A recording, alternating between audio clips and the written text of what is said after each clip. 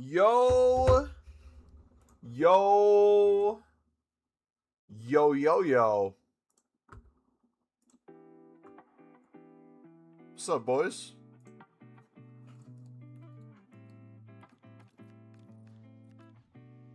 How we doing?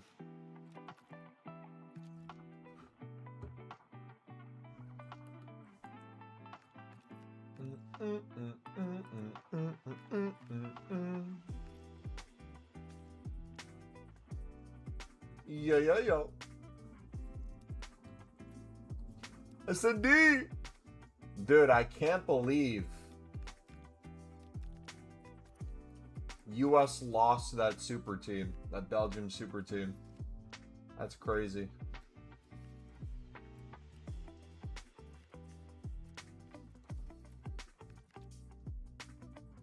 Makes you think.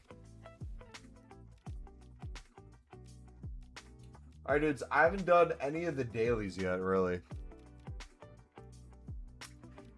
Do you use Foot Genie? Every single day for the past, like, 4 months. Yeah. So glad I have Rodri. He's going to a 98.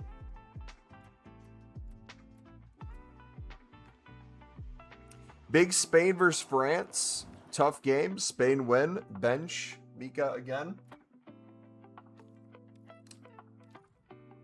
I just don't see a world where France loses a game this tournament. From here on out. I just don't see it. I don't care how good Spain is.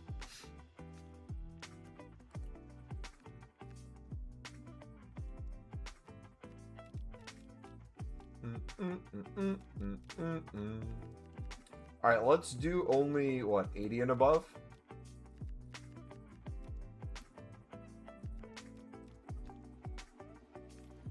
You know Spain have beaten them the last 3 times, right?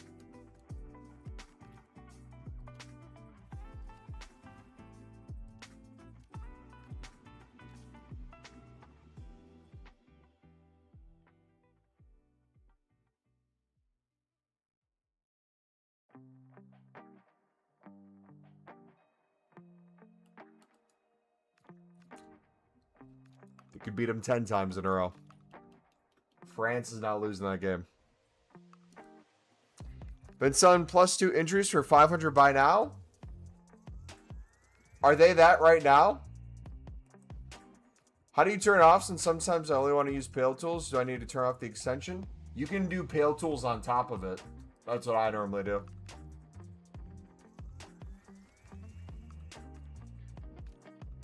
Should I sell them? I'm not a guy to ask when it comes to selling a player. I've always heard sell him the hype, not in the upgrade, but that's your call.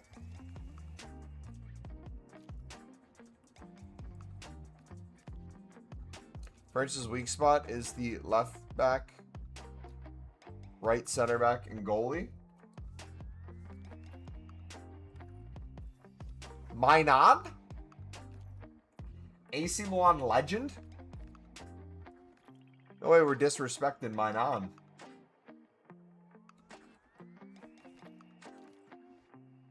You guys back a crazy one yet? I have an idea that I want to float by you guys. I know your answer already. I know what you're going to say. It's going to be a yes no matter what. I'm debating whether or not I start this promo by opening up 4 525k packs.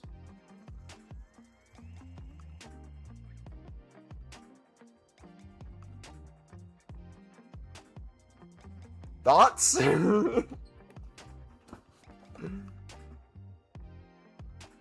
What do you guys think? You think EA will put the PTG in packs during footies? No clue, to be honest.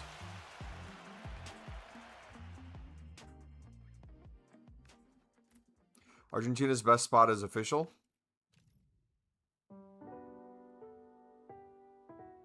That's first Argentina.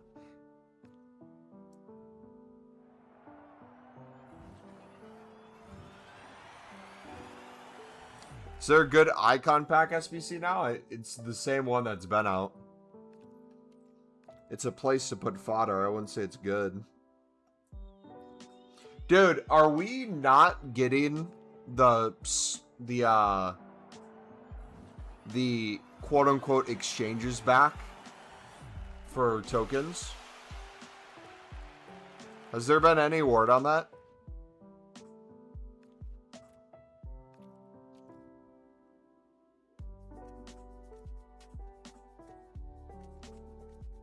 Do a tradable from the Champs store back? Dude, I low-key kind of want to play Champs.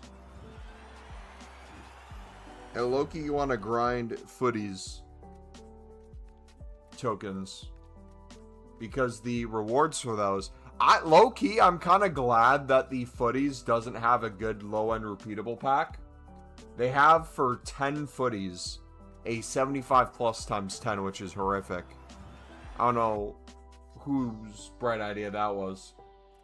But I kind of like that, because then it forces you, if you get the FUTTIES tokens, to spend on something larger.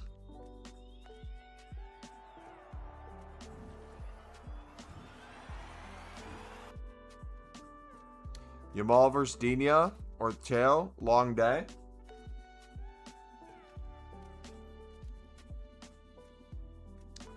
Who is Belgium's left back?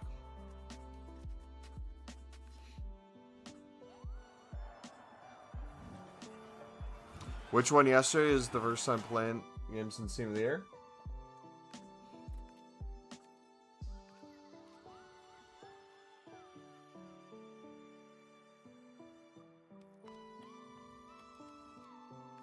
It's this one. The one with less than 2 days left.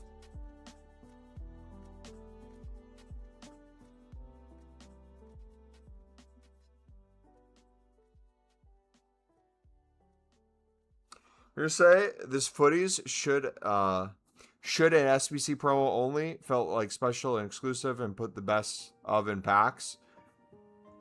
I agree and disagree. I think there should be a ton that are SBCs. I don't think it should be SBC only.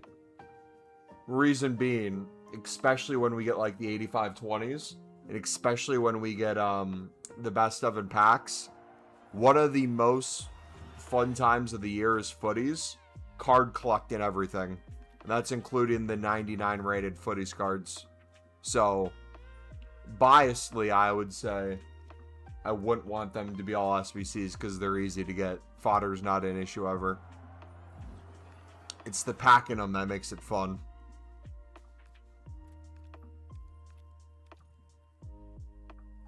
How will France score if they can't get the ball? Look how they played England at the park. Couldn't get the ball. If you think France is going to not score a single goal, I just don't think you've been watching France. EA milking it to the very end. To be fair, like, if you look at it from the perspective of exchanges get moved back to try out the new token system for a few weeks in different game modes and more packs in those areas, it hasn't been the worst thing in the world. It sucks that in terms of a repeatable grind, we've been doing basically the copy and paste same thing for the past few months. But, like, it's not like it doesn't work. That's how we got a majority of our 25 million coins. Spain let in 1 goal all World Cup, and they're going to let in way more than 1 goal against France. France don't need the ball for long to score. It's almost quite literally like that's the point, and Andrew doesn't understand that.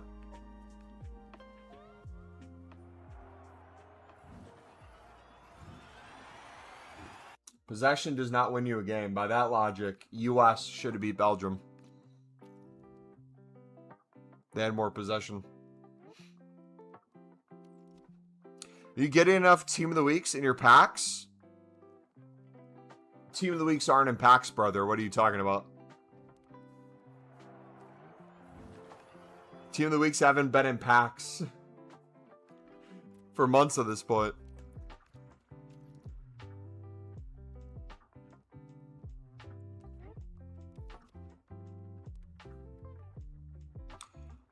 How did Spain beat France in the Euros? Okay. I usually don't entertain this, but Andrew, we're gonna entertain this. Give me 1 second.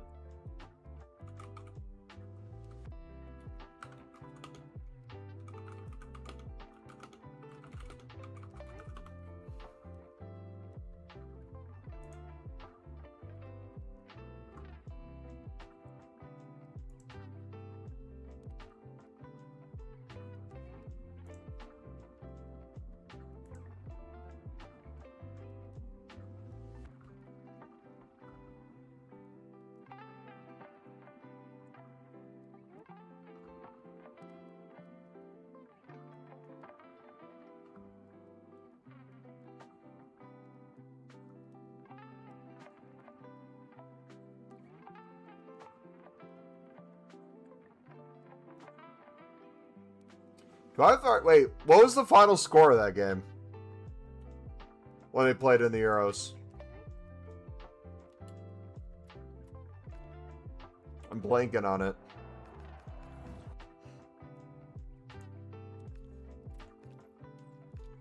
Two to 1?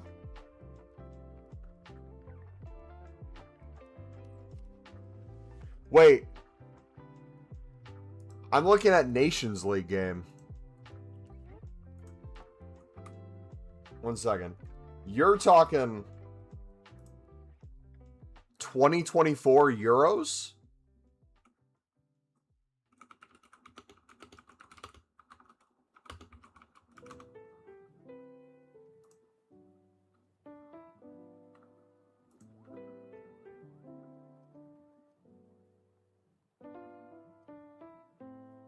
Okay. I was going to say you have more of an argument if you take my thing that I was going to give you. But we'll run through both of them. Okay? I want you to see something. This is the game you're talking about. 2-1 Spain, right? Euros 2024. Semifinal. Look at the lineups for both Spain and France.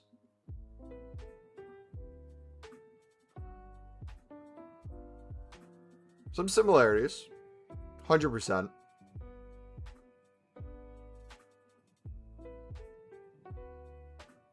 But you'll notice a little bit of a difference.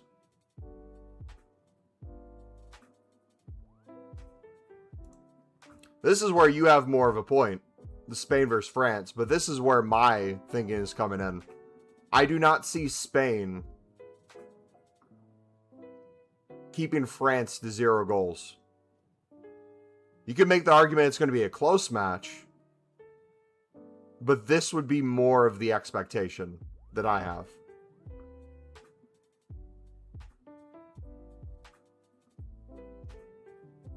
I still don't see a world where France isn't stronger. Especially with their momentum.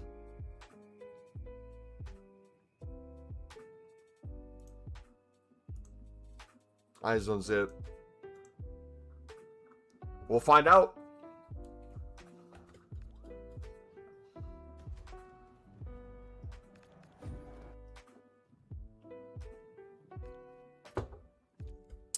How'd Spain beat France in the Euros? Let me know. No, let me know. Remind me. How did that?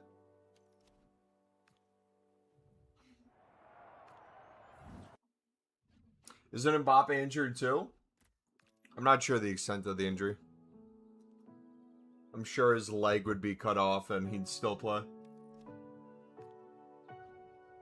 Need to redo all the League SBC templates or bail tools?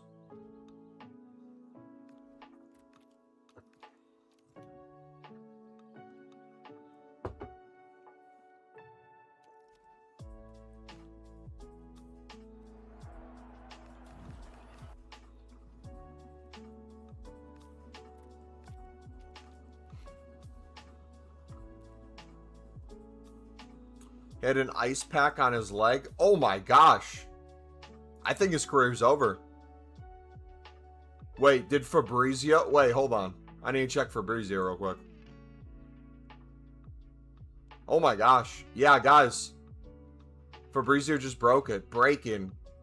Mbappe to retire from both international football and club football due to icing his leg. Just now, 5 seconds ago. GG's. What a career he could have had. 20 World Cup games, 20 goals. Crazy. SND, brother, you can be a little more lax with League SBC templates at this point. I don't know if you're watching our videos for our League SBC templates or if you're just kind of changing them on a whim. I would make sure, especially if you're doing crafting upgrade spamming, you're doing a lot more of the most recent thing, so it pulls from your dupe storage, and it uses cards that you're picking up most recently over just specific rating, because rating is not going to matter as much anymore.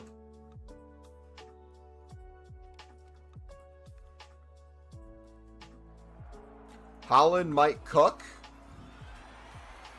Might cook? Brother, I feel... What ball knowledge are you... He might cook.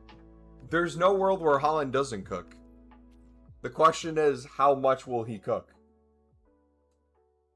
Will Holland score a hat trick and they'll still lose?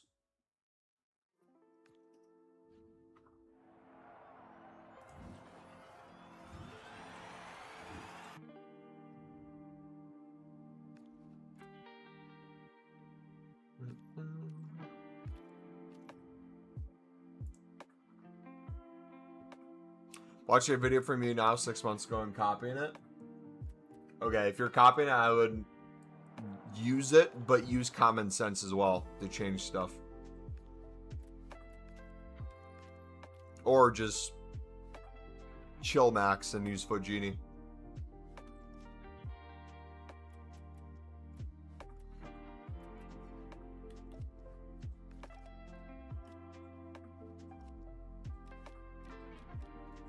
Alright, we can do these too.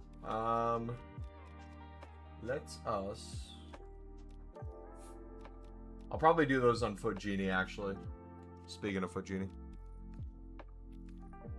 But for Fujini, you only get like a max amount of runs.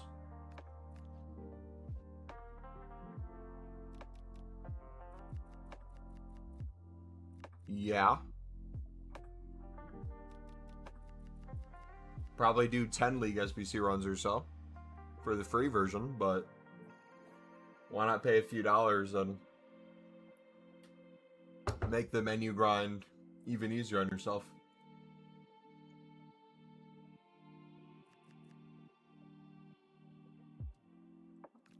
Alright, we'll just do newest to oldest. We'll do 80 plus and just keep spamming these. We won't touch what we have in the club because I know I have some provision stuff. At this point, how many League SBC runs are you guys making a day, would you think?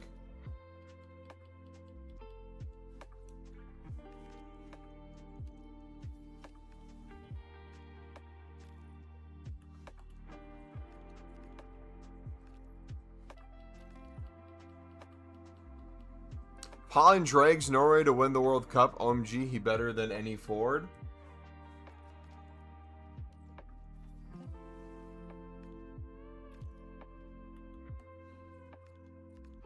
$50-ish? Nice. Are you opening all your tradable packs eventually, or are you stocking a bunch like us? My biggest thing with stocking them is, like, you'll see we've... Oh, dude, I need to show you my team. Hold on. So I've spent hundreds of thousands of coins on Evos. I'm going to spend hundreds of thousands of coins on cosmetics for the Evos as well. Look at our Sunderland team now, man. So, you know that 250k one that came out today? I was going to put it on Talby to make him 96 rated. But his stats were mainly already in the 90s. and he was 5-star, 5-star. Brother, let me know if I cooked with this. I put it on MumboElite, who not only plays right back, he plays right mid. He also plays center back. So look at this. Look at this. 5-star, 5-star. Right back. 96 rated. He can play center back, right mid. He can play center mid. Look at those stats across the board. Isn't that beautiful?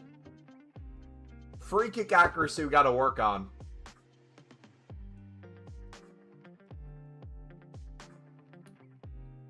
But look at that. Defensive play styles. Look at those play style pluses. Technical plus, rapid plus, finesse shot plus, incisive pass. Power shot as well. Dude, it's going to cook. Absolutely cook.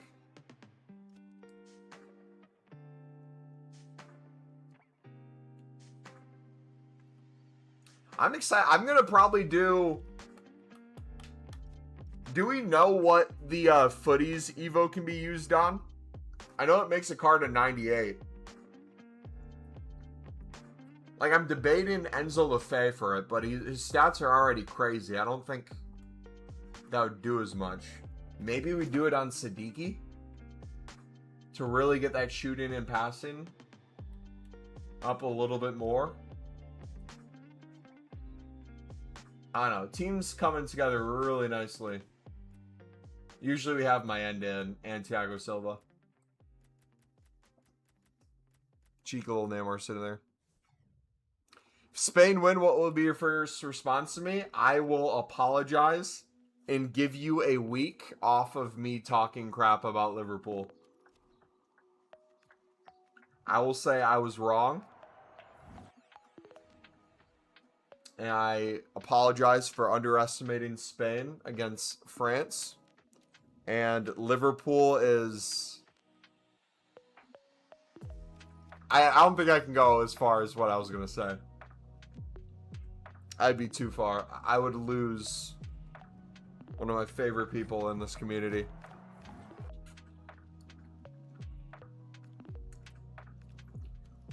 I was going to make a comment referring to Everton, but we can't do that. I respect Everton way too much.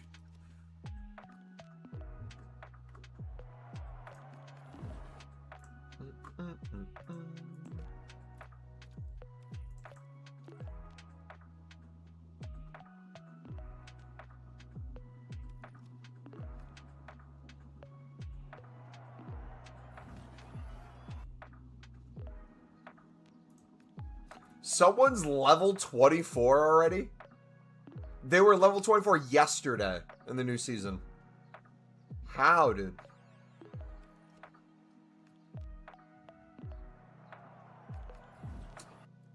France win. Will say I was wrong. Sounds good. I reckon Sunderland are going to spend... I reckon in the next week, Sunderland are going to spend over 100 mil. That'd be sick. It's crazy that we don't have a signing yet. I'm waiting for it. We have 2 weeks until I see Sunderland in person. I'd like a new signing by then. So I can get a photo of them.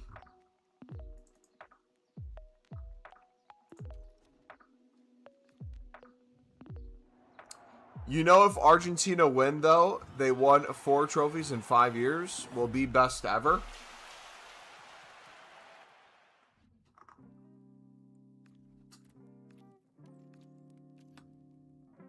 Not according to Ronaldo.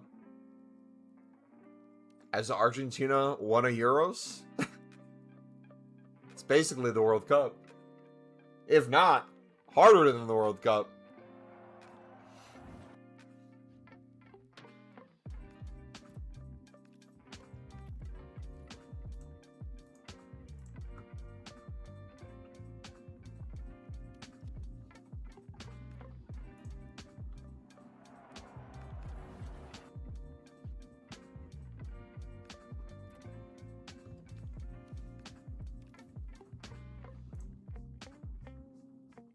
Gonna lie, Black Ops 2 feels pretty damn good on the PS5, dude. It feels insane.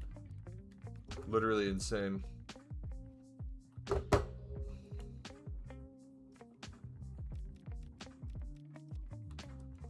One of my best friends just texted and said, tournament's almost over. Don't know what I'm gonna do now.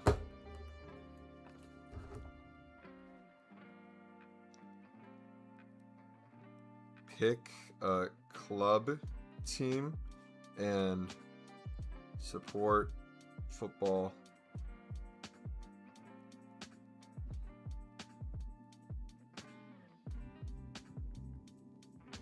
You'll love it.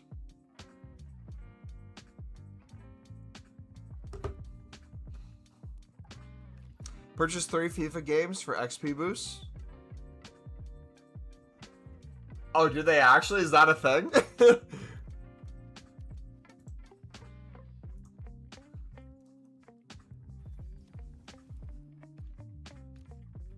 Crazy if true.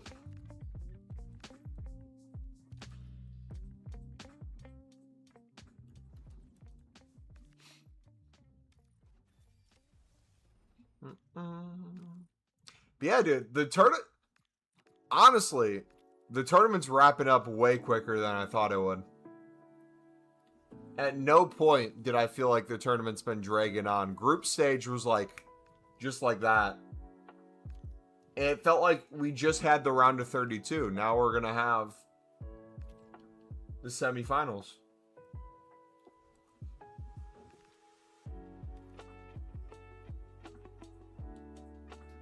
I've chosen the Dallas USL team, but they don't start until next winter or something like that. You gotta pick a Prem team.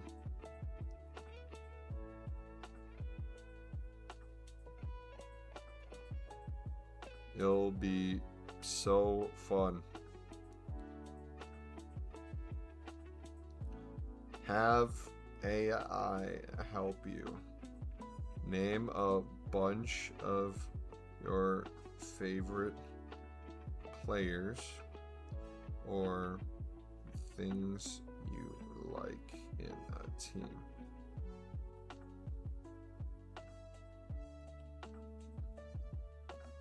I swear, if he becomes a Newcastle supporter because of my advice,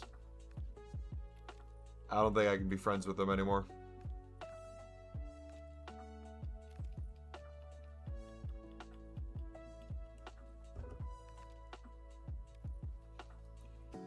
Just don't have it be Newcastle.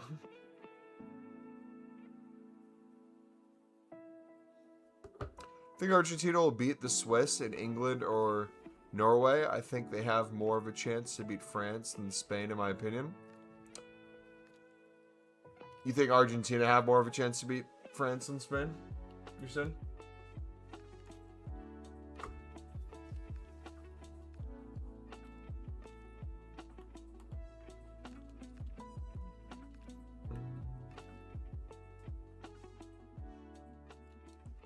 Alright, let's do...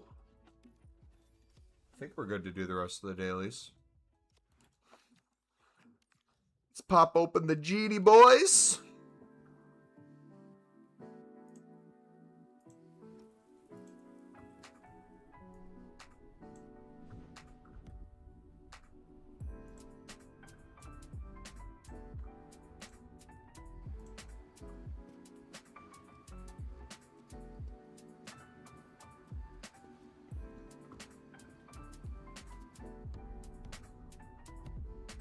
I'm not even level 1 yet. I've played like 10 games.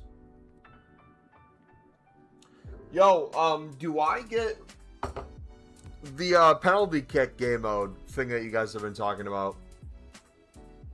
Why should I do it? Do I get FUTTIES tokens or anything for it? Someone needs to put me on game.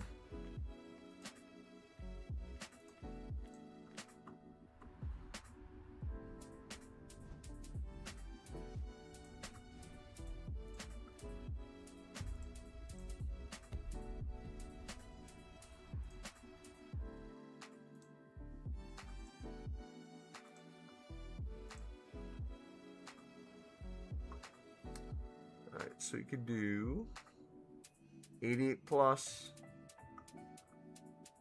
85 times that. So we'll start with this.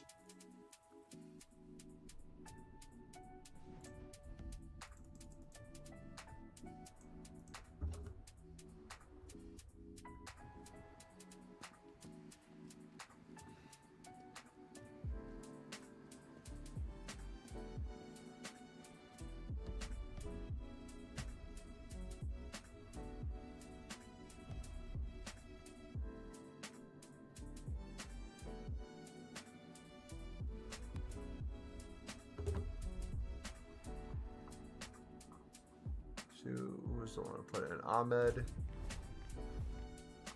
Setting makers. That's good. Here, question: how many World Cups and Euros Spain would have won with Messi? He won 2 Euros, 1 World Cup.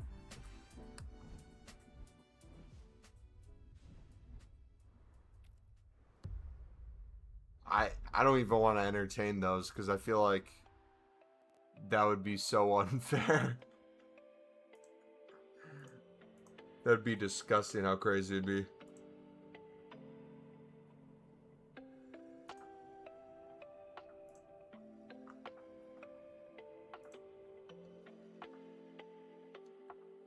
More. The answer would be more.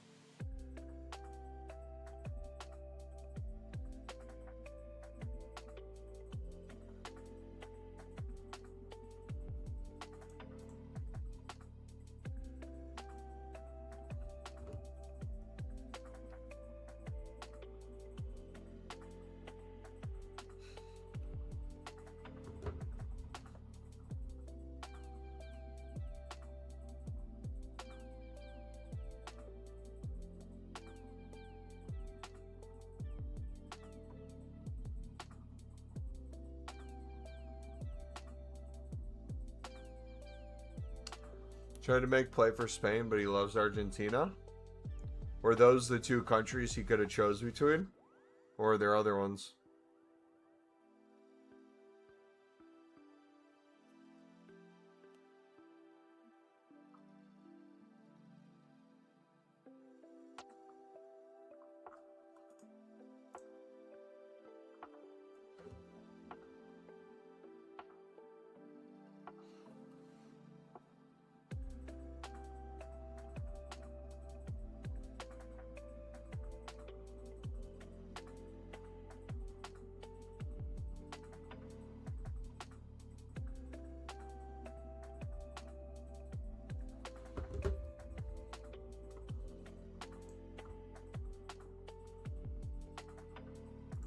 Think only those.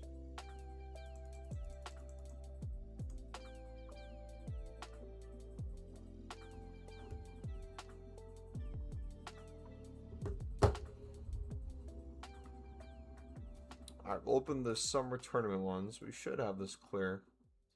Ahmed, Hase, Sally, Bear, Goretzka.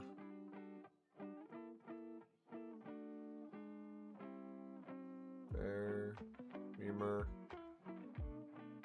4D, Kella.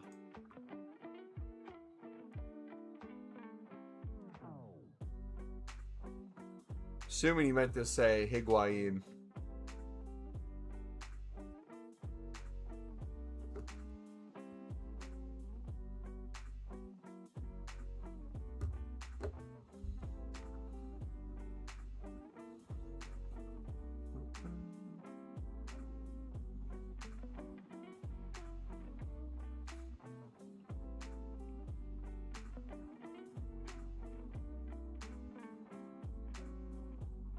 Alright, those are done. Do we miss any other ones? I know we have the Daily Bronze, Daily Silver, Daily Gold.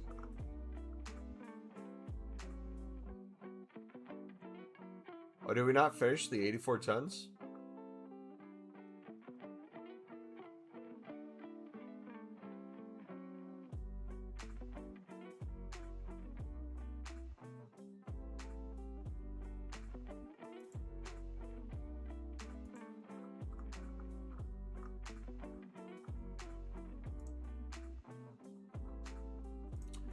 How did I miss those? How did I not see it?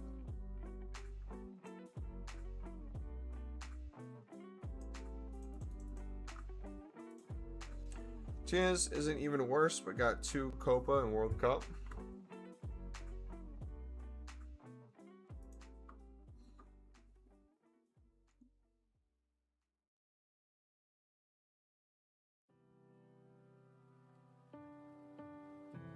Alright, we should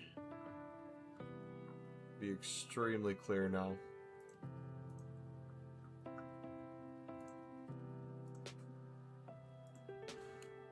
Alright, back to console, boys.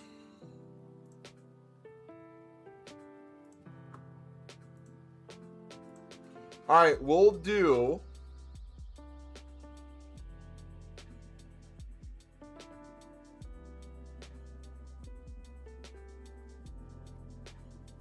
I'm debating how we should do these 500k packs.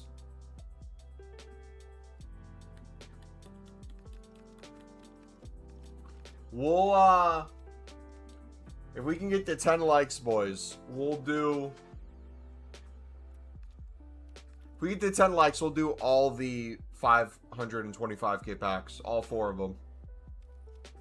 Deal? If we hit it today... Every single last one of them.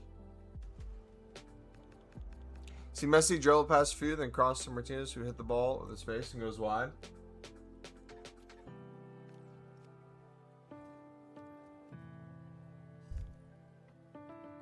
Messi can't pass the ball. Ronaldo would have put it perfectly to him.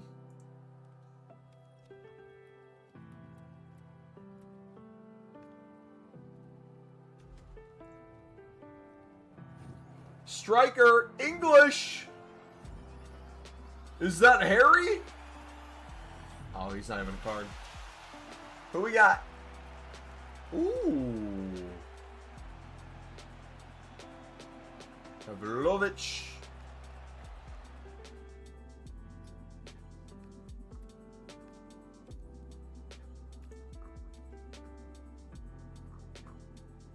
United tweeted Lamon's making his World Cup debut. And then right after they tweeted it, he conceded the goal. No.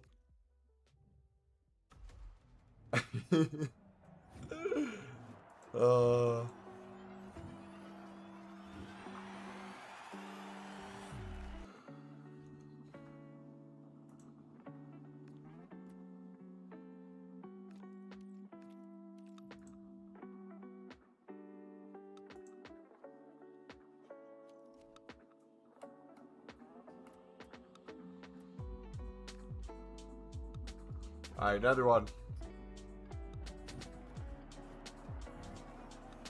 Harry Kane again.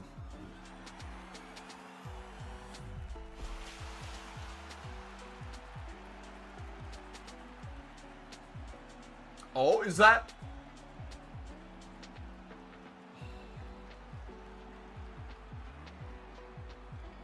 It's just Oscar Bob. I thought it might have for a split second. I just unearned card. Oscar Bob, that looks like a sick card.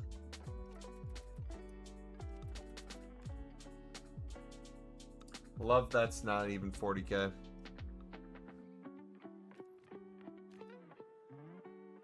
The worst take I heard from this World Cup is YouTuber Lou said Messi then dross this World Cup. Andrew.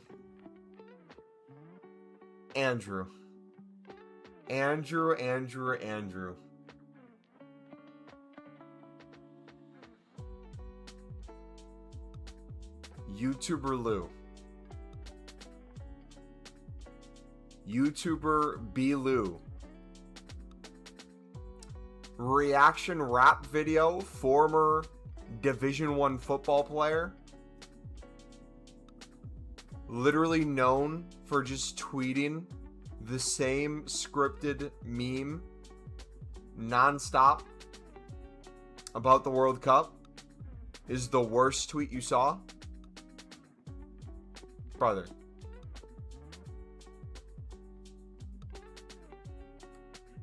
Do me a favor. Go to his page real quick and just scroll through his tweets. See if you notice anything. And then report back. If you think any of his takes are actually real.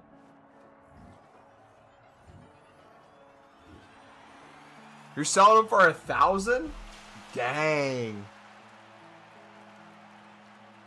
Is that a duplicate Oscar Bob? No. Oh. Okay. Oh, she's a woman, Lou. Okay, my bad.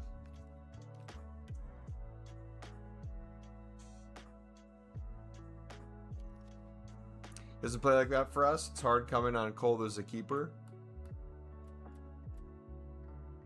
This ball is kind of crazy. I think United said, hey, we want to make sure you don't leave this summer. Do us a solid. And that's what happened. So now no one's looking at him. Are they selling lazy list by the end of the hour, or are they all selling by the end of the hour? Like that's their going price.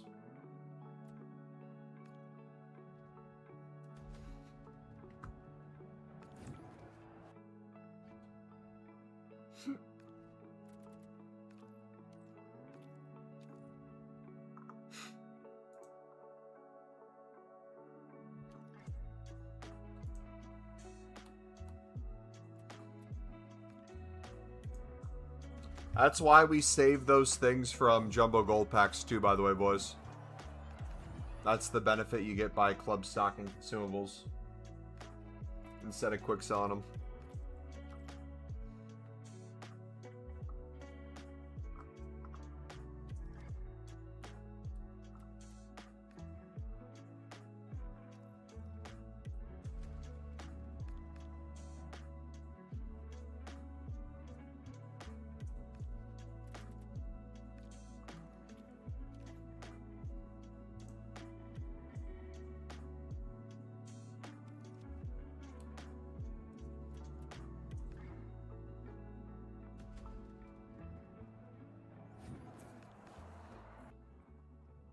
Last I checked, there's none under 1,000 in the last 5 minutes. Dang. Imagine those. What's the max price? 5K? Like the highest end of the thing you could list it for? Imagine they go extinct at like 5 or 10K.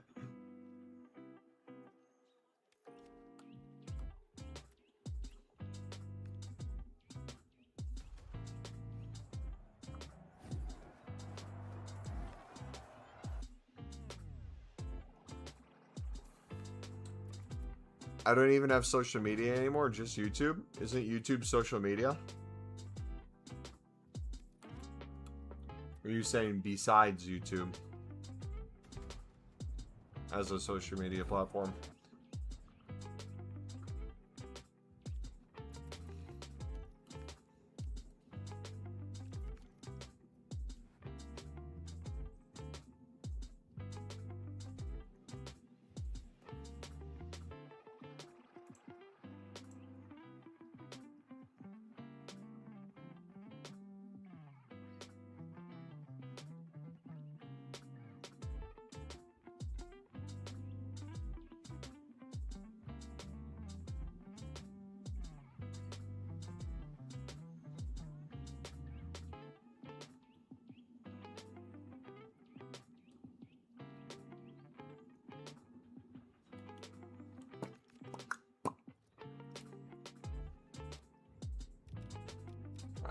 We should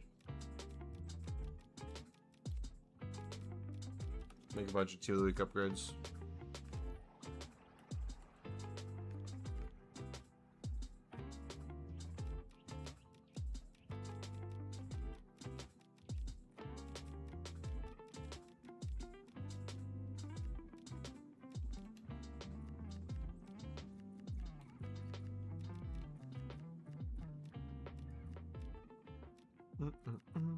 Almost Midvan, so went on console before work to reset, but it did the SBC on the wrong version. Rip my afternoon at work. Ripperoni.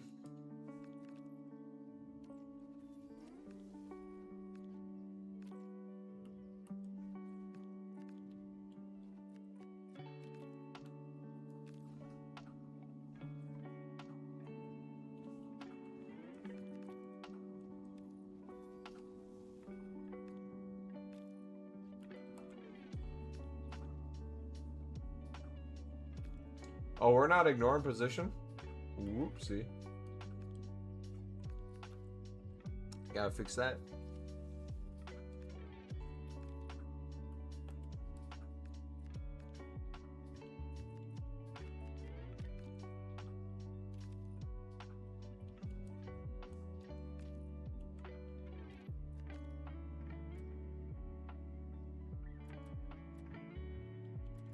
Not enough rating.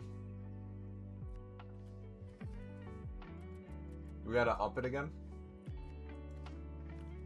Let's do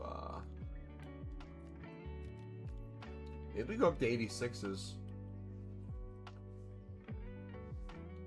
Those in as well.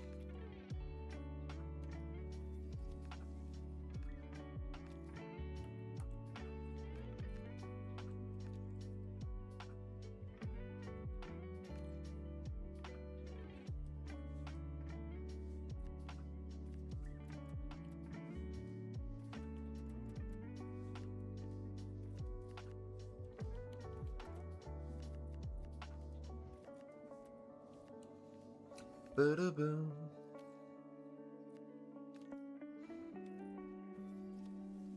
Piles of garbage from Taylor Swift's wedding have sold out after being listed for $25 a bag.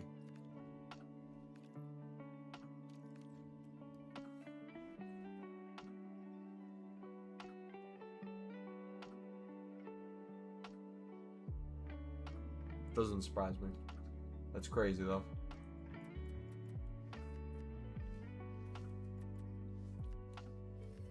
I was gonna say, who does that? But if Thiago Silva was selling used socks,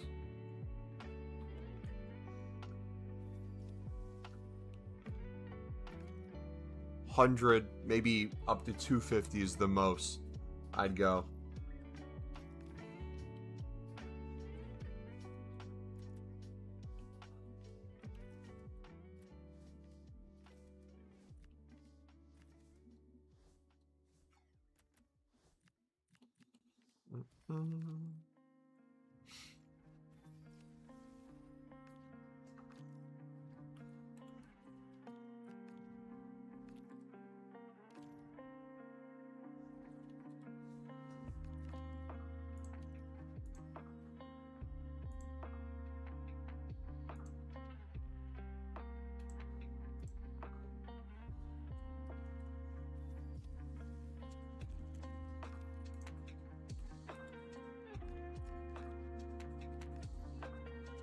Got him with the oldest trick in the book. We're so back.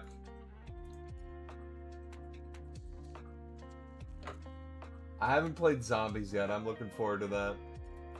I don't know if I'll get a chance this weekend or not.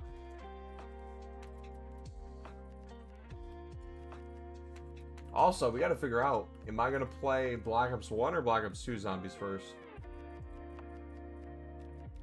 Because both are insanely good.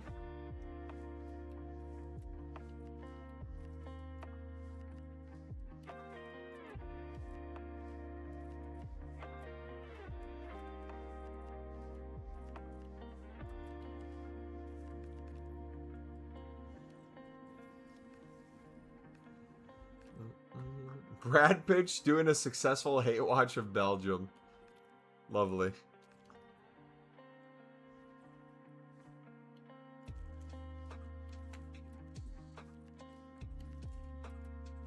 Things you love to see.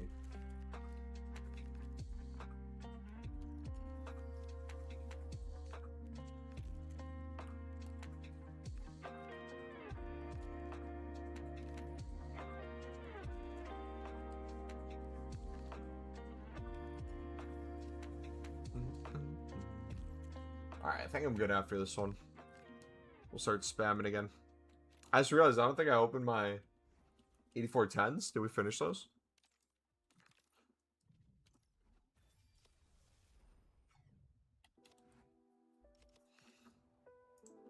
Maybe. Nope. We have 4 of them.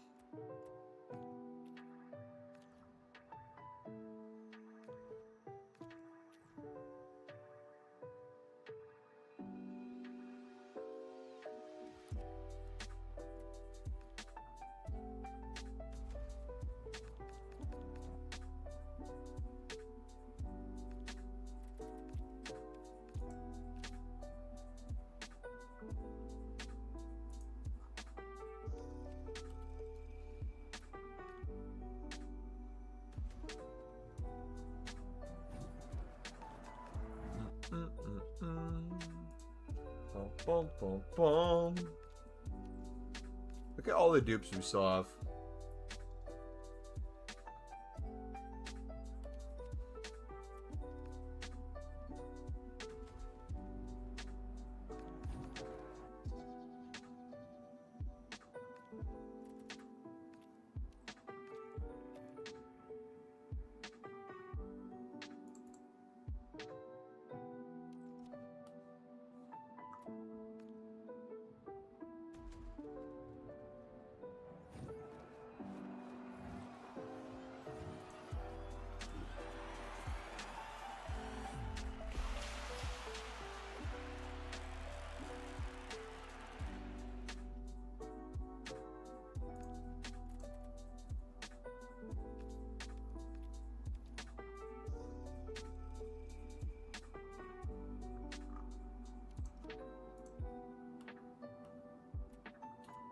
We could still make, probably, no joke,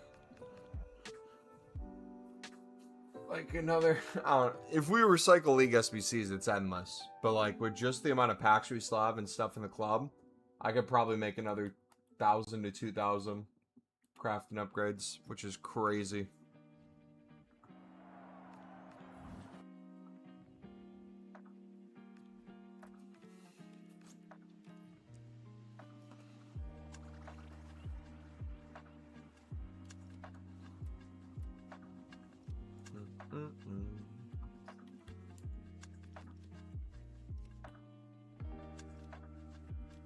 I go to the moon. Darling, I've been done. We gotta do something with those 89s, man. Do we just put 88s and stuff too? Genuinely, you know what, actually? I answered my own question. Next time I clear my dupe storage, you guys look away. You're gonna see me do the most diabolical thing, but it's worth it. Oh, Mumbo, put it in the 93 plus FOF. Put it in this. Nope. Nope. We're straight clearing, boys. Maybe just only leave the 90 pluses. We shall see. Why don't you be all dupes this first one?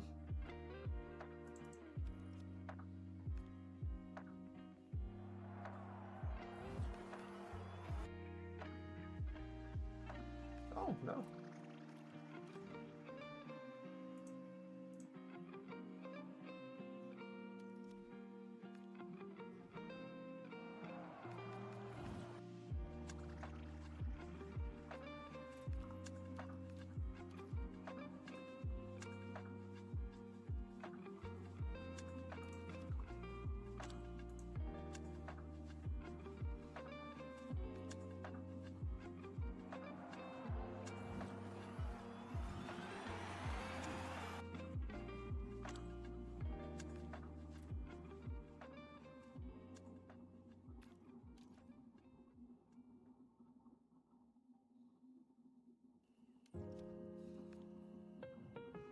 I'll go to the moon.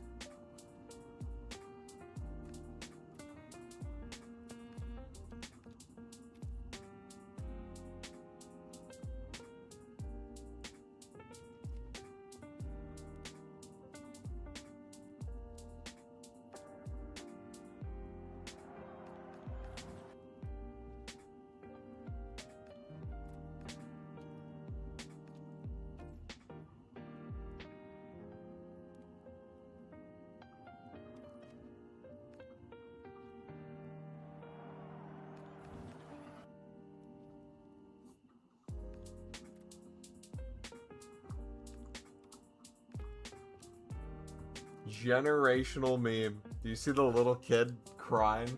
Not crying, the little kid doing the... That's the, like the Moroccan girl last World Cup. What did she say? Portugal! The airport is that way. Something about Ronaldo crying.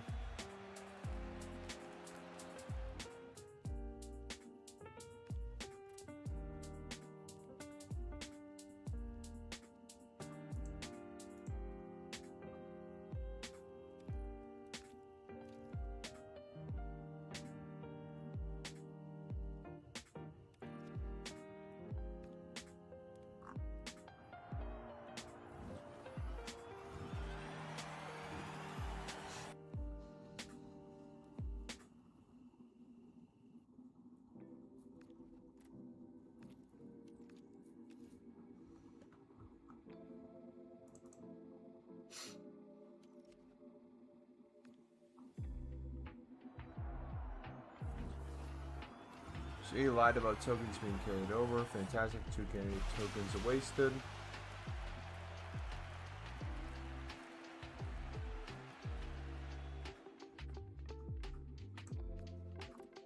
No, it's a different system. Bam Adebayo and Tyler Hero got into a physical altercation in Las Vegas on Friday. Adebayo struck Hero.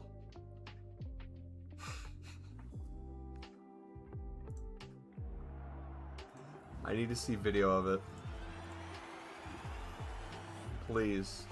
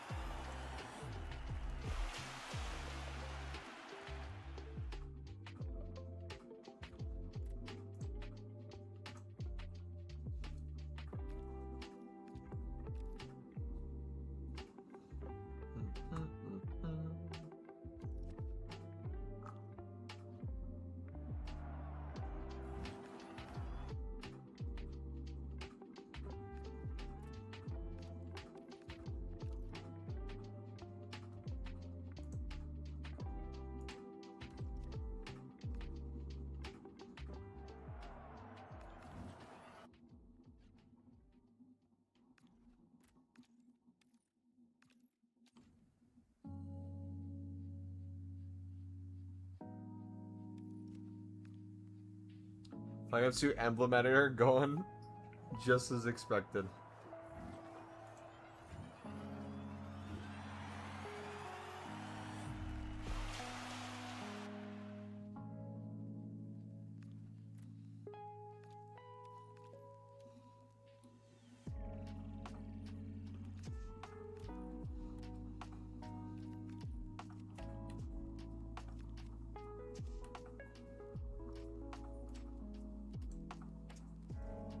Alright, turn away, boys. Do not look at what I'm about to do. We're doing some spring cleaning.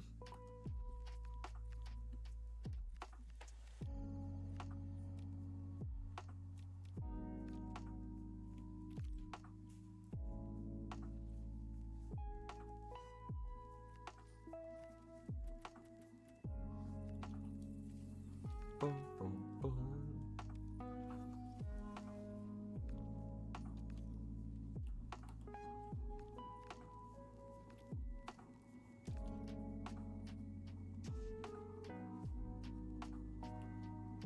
Alright, probably shouldn't go down to 81 or 80.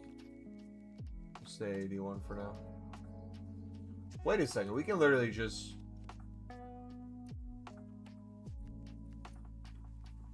Look at how many 89s we have. Dang, dude. We can just chuck these in one by one.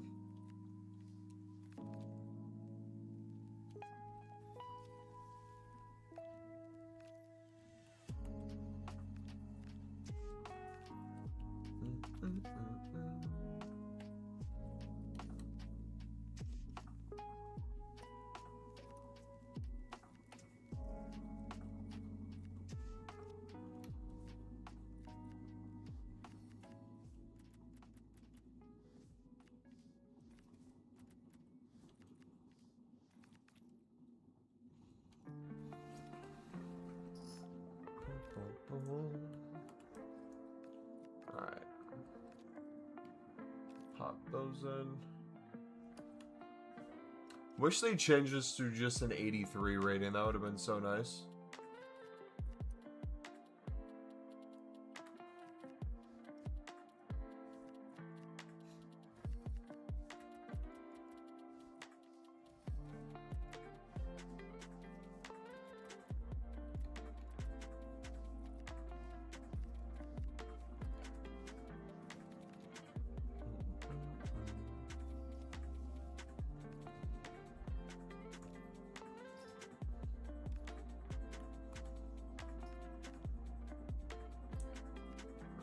Let's do...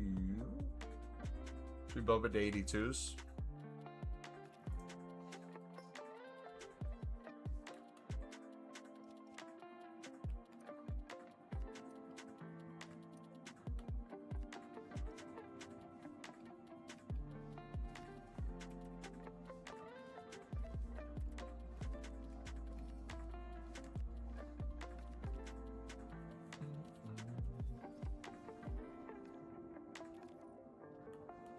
I just realized I have all my 81 times 10s I can make with my tokens as well.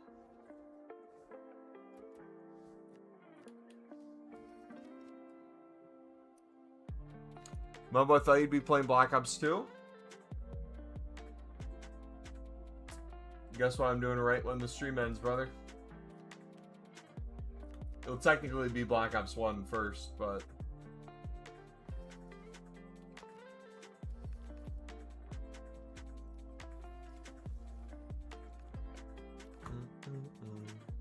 We are cooking, brother.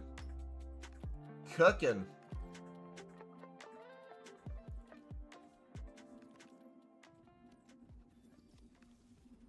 Played Black Ops 2 yesterday. Just hits different. It's so nice. It's not even just nostalgia. It's genuinely enjoyable. And, like, the beautiful thing is, too, because people will always be like, oh, you're nostalgia-driven, you're going to play it for, like, a weekend, and then you're never going to touch it again. One, you own it forever now on here. So anytime you ever thought about going to your PS3 or Xbox 360 back in the day to play these, or I guess technically Xbox has backwards compatibility, so you can. But I have my PS3 set up right next to me so that I could play Black Ops 1 and Black Ops 2 with a buddy of mine. And literally now I can do that whenever I want on my PS5. Makes it so much easier. I could stream it too if I wanted. But it's just, I don't know. I don't know how to explain. It was my childhood. Genuinely my childhood. I love how there's more recoil. I love how a lot of people who are used to huge FOV sliders, insane meta builds, they're getting back to kind of the basics now. The pick 10 system, beautiful. Brilliant. Having to pay to unlock all the stuff in Black Ops 1, absolutely brilliant. You slowly have to be strategic with what you're unlocking.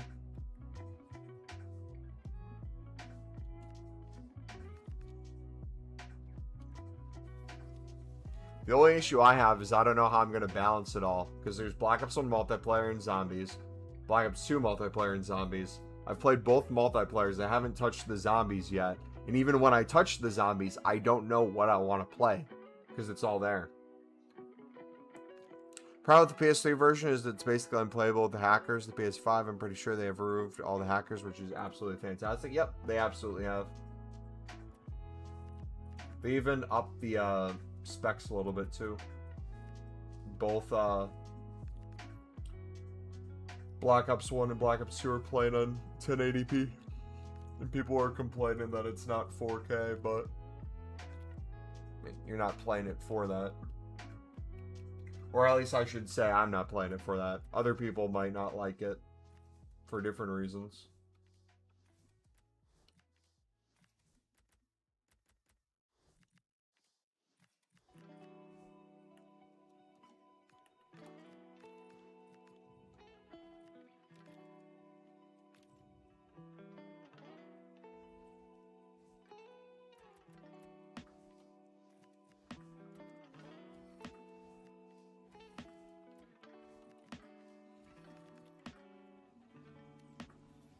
Black Ops 2, I don't know, man. It just feels weird playing it on the PS5. Maybe it's something we'll all get used to. In terms of what? The controller or...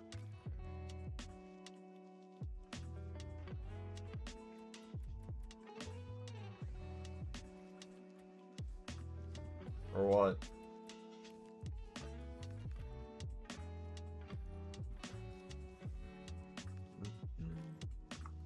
Everything in general? Really? I feel the opposite. It feels like it used to.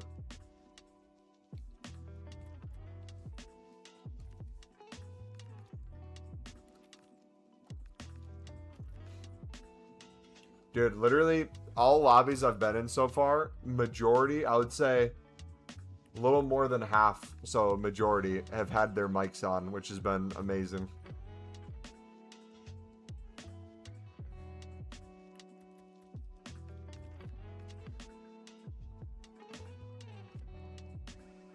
Maybe the controller for me, for stick delay for me is a massive problem when I was playing multiplayer last night. Well, there's always going to be some sort of delay for the port. I don't think that's ever going to completely go away.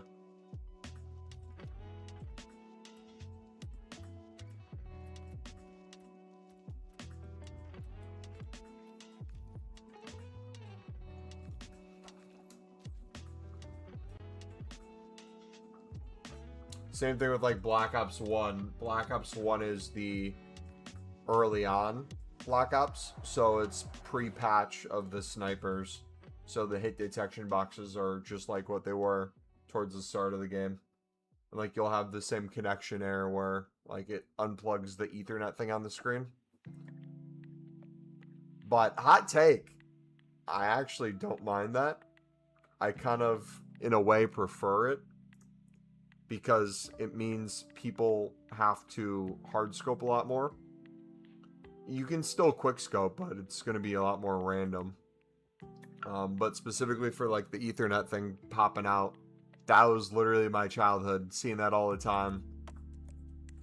What else? Will it suck in the moment if you're like winning a game and you're on a huge streak? Absolutely, but I don't know. Those little things to me are nostalgic.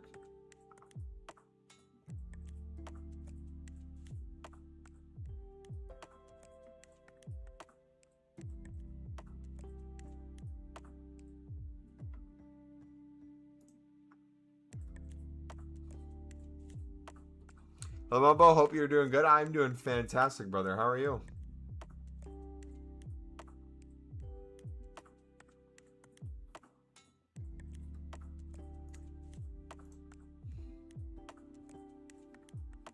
I have to play Origins with a random later. Hopefully we can get a whole lobby to complete the Easter egg. I don't think I've ever completed an Easter egg. I don't think I've even been... maybe I did a map with some friends. I've never been an Easter egg guy. I love zombies. Never super big in Easter eggs. Just having lunch? Brother, it's 5 o'clock.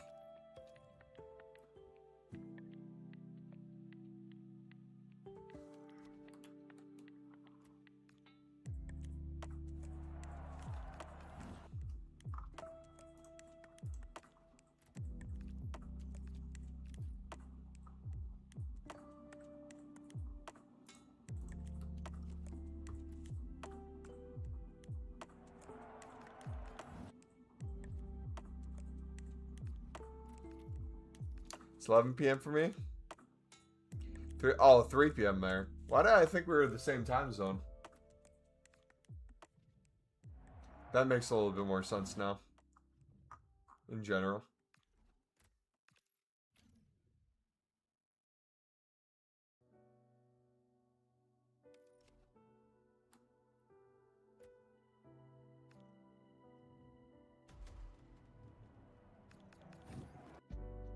From today on, I give you a new name, Mumbo Wombo. Why?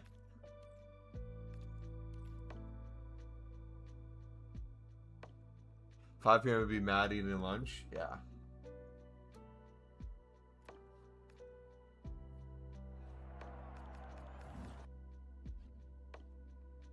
So I've been to the US team. It was one of the best 5 teams after the first round. The US? I don't think so. Belgium was always going to be a reality check. take away a few of the stupid mistakes. Obviously, you can say that in any game and make the score closer. But nothing changes the fact that the U.S. pooped the bed. But I think, in general, the lesson shouldn't be that they pooped the bed. The lesson should be, where do you go from here? Same thing with Mexico. How do you keep up with the rest of the world? How do you progress? And, like, all the talking heads that are like, we need to make U.S. college soccer a bigger deal. Hearing those takes is the most frustrating thing. Because you're talking about a person who's 18 to 22, sometimes all the way up to 25. Who's then trying to make it professionally after that. Brother, it needs to start way earlier than that. They were moving different the first day. Pulisic was incredible. All of them were moving like prime Spain. That first day was something crazy, man. And Paraguay's not a easy team. They shaped it a little different, obviously. It was not going to be the same way they played us as how they were going to play France. They were a little bit more haram. So we got them a little bit more open, but yeah.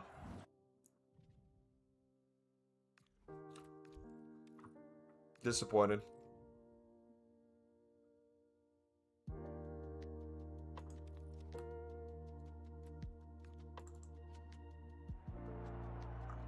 I'll continue to say it, though. I think we're going to see generation after generation. The team's going to get better and better.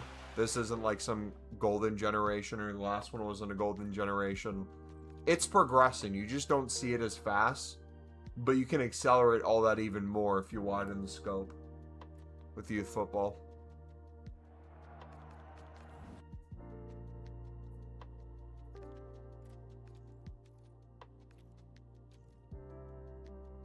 They need an elite striker. I feel like most countries need an elite striker. How many elite... Wait, time out.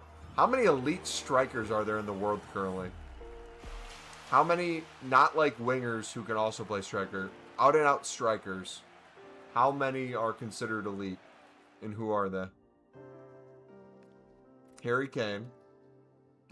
He can play defensive mid as well.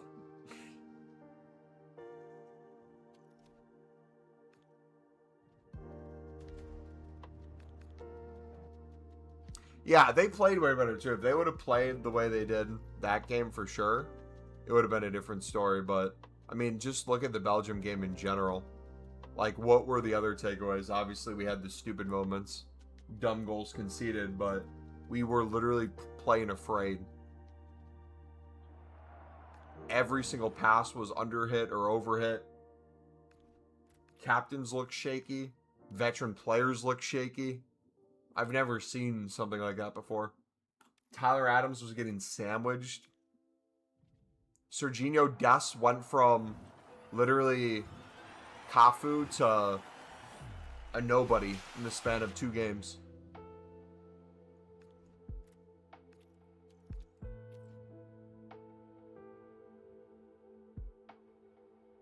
Probably more Dani Alves. Prime Dani Alves. Small nations are not the small nations anymore. They have several stars nowadays. Not like back in the day. Football is evolving so fast. Only see terms like Cape Verde is small nations now. Even Cape Verde, if you look into it, it's not really like a small nation from the football inability. The sheer population, yes, but a lot of countries have dual nats from Africa, from France. A lot of France is from Africa. So the pool's a lot larger than that. US is the same thing. Like, could you develop an absolutely surreal player in the United States? Absolutely, but you also have a bunch of kids that are born on US bases in Germany. You have a lot of talent pool from there you can pull from. It was disgraceful for the sport. What are your thoughts on the Balogun controversy?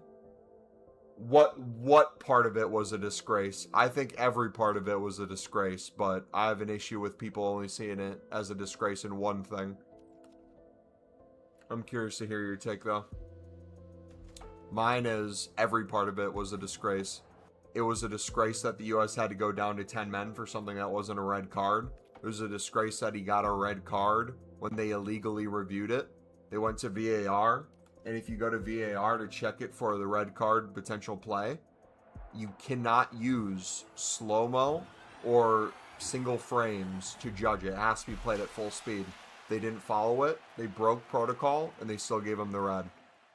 So not only did the U.S. suffer because they had to go down to 10 men, they also had the suspension, which, in my opinion, rightfully so, they challenged it. However, the system in place to challenge those things and the ability to realistically have FIFA look into those things, I don't think is ever going to be at the place where fans are happy about. I think if you polled people outside of the U.S. specifically, that instance and other instances in the World Cup, and you would say before the World Cup, should we have more review systems in place to check VAR, referees in general, in FIFA in general, those three things, I think most people would say yes.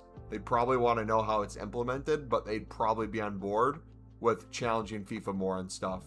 I think you see that a lot at club level too, where it's like you want to try to challenge certain things that will affect, obviously, a full season's different for a club team than a World Cup, but I'd argue the World Cup is more high stakes because it's once every 4 years and such a big deal.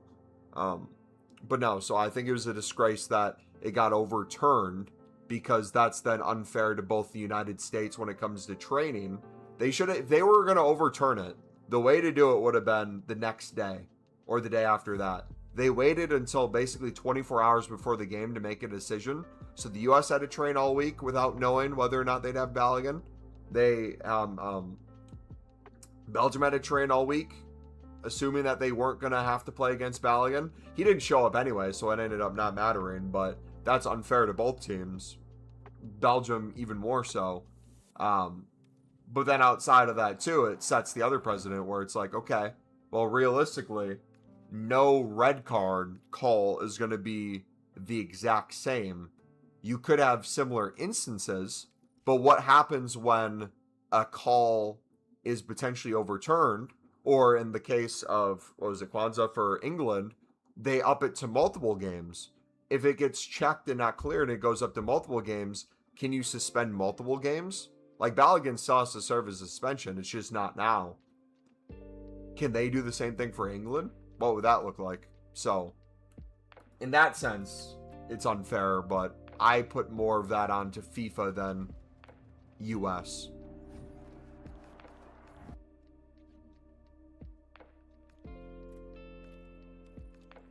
So baffling how China and India couldn't produce any big players, especially China after bumping billions in the league.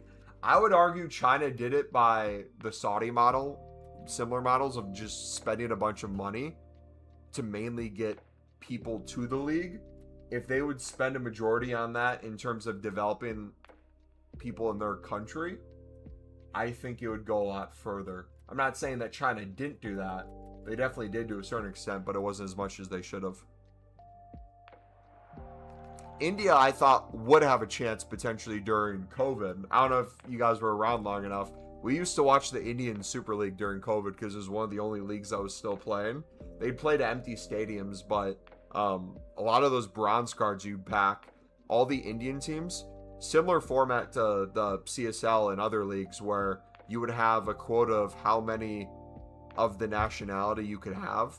So it'd have to be primarily an Indian team, but you'd see the occasional Uruguayan, Brazilian. Those were the main two nations. So you had aging like Uruguayan and Brazilian strikers or wingers that would just absolutely pop off, and it was so fun to watch. Mostly removing the ban? Yeah, you just heard my take. Well, if it wasn't a red, I guess it was a valid to have it removed. Maybe I didn't. I saw it corrected. It looked red to me. No, so my thing is, I'm not saying it wasn't a red card. In my opinion, I don't think it should have ever been given as a red to begin with, the way it happened. You can argue on whether or not it was a red card. My thing, I was saying specifically, my biggest issue I had was the improper use of VAR. Because when they went to review it, they said, hey, we think there's a potential case for red card. Because think of it this way. I can't remember, was a foul even called on the play? A card wasn't given to begin with. No yellow was given. bare minimum, if the ref thought it was a bad enough foul, the argument would be surely a yellow should have been given, and then they review for a potential dangerous play of a red, for reckless endangerment or whatever the call is. But there was no card issue, no warning issued. And then they went to VAR, didn't review it in full speed. They went with the, hey, we think this is a red card, come check. With that context in mind, the ref runs over. They watch it in slow-mo and they watch it in standpoints. They have to watch it in full speed. That's the only way they can do it. So they need to get better with how they use VAR. Population alone doesn't produce great players. India only cares about cricket. Yeah, population alone doesn't mean you're going to get elite talent, but population alone, if you put enough tickets to win, if you buy enough tickets in the lottery, you might not win the lottery, but you might win a bunch of stuff along the way. Or I guess gambling, you could look at it gambling that way. You might not win the jackpot when you gamble, but you could win a bunch of money along the way. That's still not a good way to look at it, because most people gamble and they lose money. But in the sense of, like, you don't win maybe the grand prize, but you win the minor pots, the larger pots, but not the full thing. So do you think the feeling among U.S. fans is that the red was unjust? You want to know my hottest take? I think a majority of the U.S. fans are not actually fans. I think a majority of the popularity was the fact that it was a World Cup, in particular a World Cup in the United States. It was something to get people to watch because nothing else was on sport-wise for the most part, outside of some MLB games and some tennis stuff. Occasionally golf here and there, but this is normally the dead period. So a lot of people watching actually don't like the sport or care about the sport to begin with, let alone the United States. So all their opinions, I think, are just invalid in general. But I would say the consensus of Americans was, there's already a spotlight on us. This is a horrible thing to happen because we already somewhat know our limits. We obviously want to have a good World Cup. We obviously talk crap about Europe and a bunch of other places. That's the way the U.S. is in general with everything. Bunch of hotheads who talk more than they prove. And then you can see it shift, right? I think early on in the World Cup, if you look at the first few games, a lot of Europeans in the world in general looked at the United States team and they're like, what is Poch cooking up here? What's this U.S. super team? That was genuinely fun to watch. I'll give credit where credit's due. U.S. is making some moves. It'd be crazy to see them go far in this tournament. And then the second we get a decent opponent where it's matched up relatively well, we poop the bed. But that's after the controversy.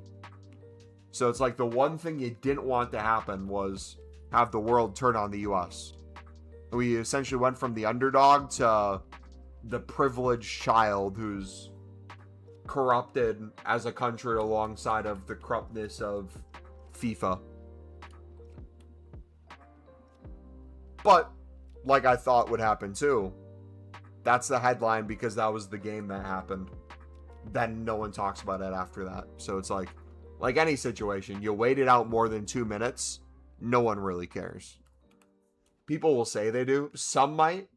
Most people genuinely could care less.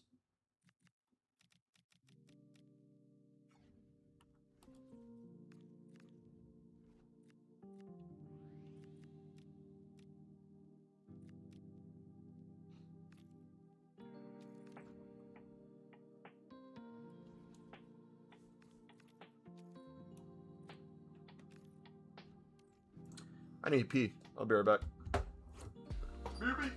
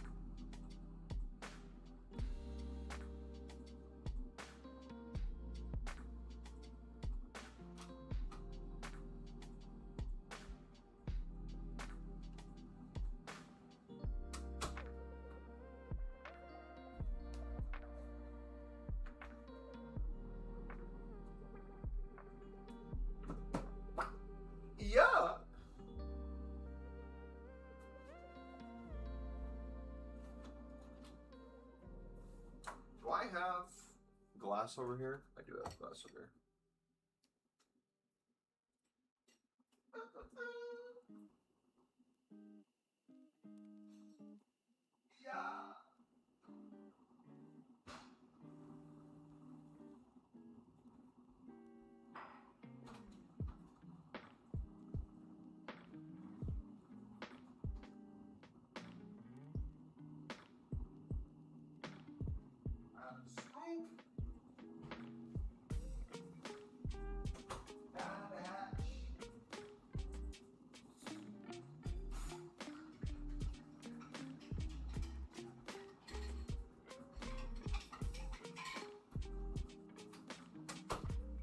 Alright, we're going to get ready for a workout slash cardio soon. I'm going to take my pre. We'll keep spamming. Yeah, I know. Dude, what was really fun was Mexico versus England. That was a really entertaining game. If the U.S. would have went out of the tournament, I wish it was in that kind of format. Mourinho is seriously Spain's best player at the moment.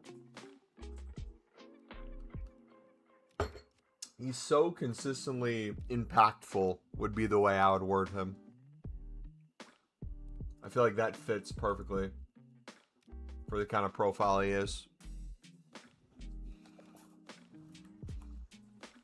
Like thinking of his name, I don't think like best player, greatest player, because like talent-wise, I don't think that's true. Consistency, ability to show up in big moments, I think he has the largest impact.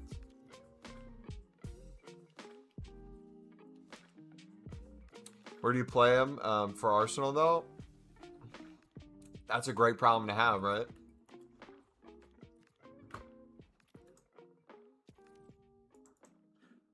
Question is, do we think Arsenal's going to have a Liverpool-type season after winning the Premier League?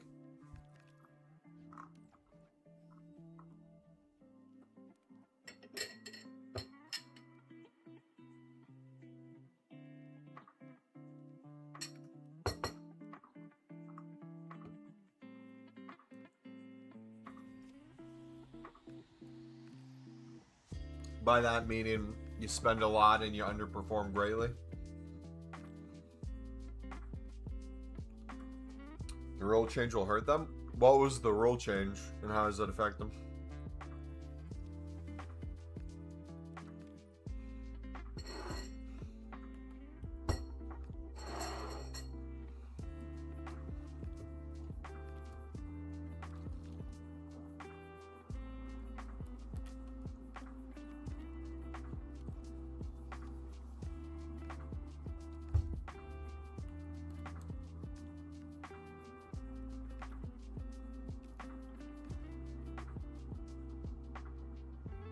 Oh, on set pieces? Like corner kicks, you can't touch the keeper, you were saying?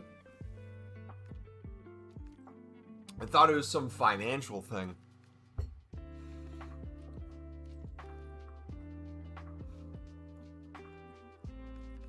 I want to see if Arsenal signs any, like, set piece specialists.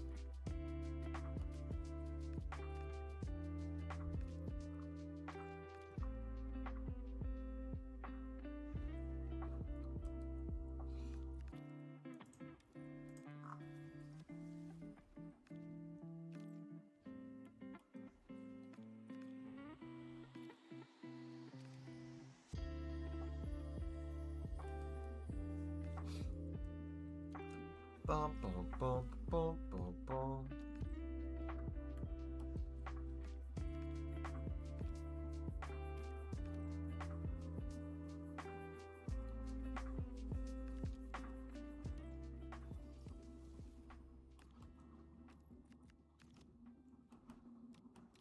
Alright, let's go back to Team League upgrade. So one of the things I'm getting back in the habit of doing, if you guys are kind of just wanting to mix up the grind a little bit.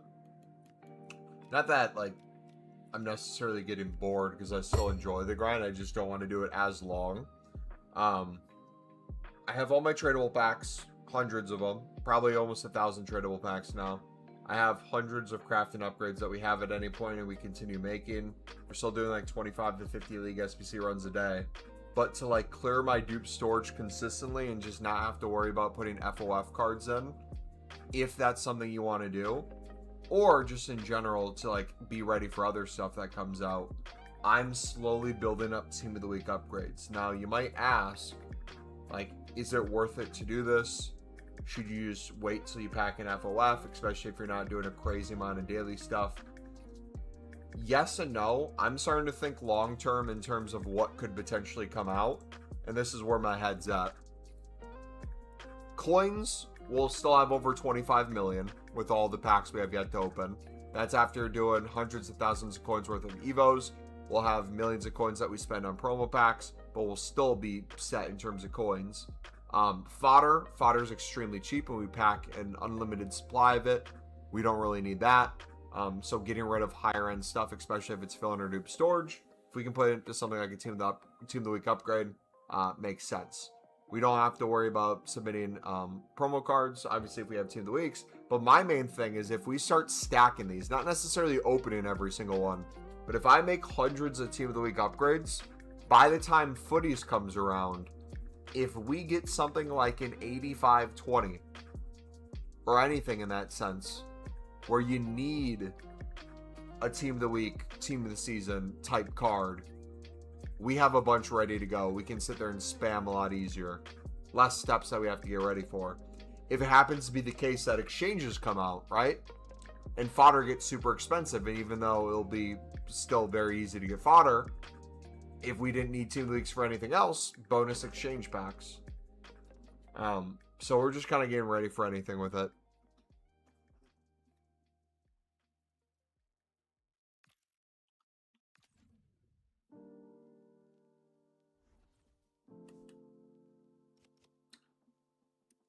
Oof, do I submit the 89s? Oof. Eventually we'll have to put them in an SBC. We'll wait though.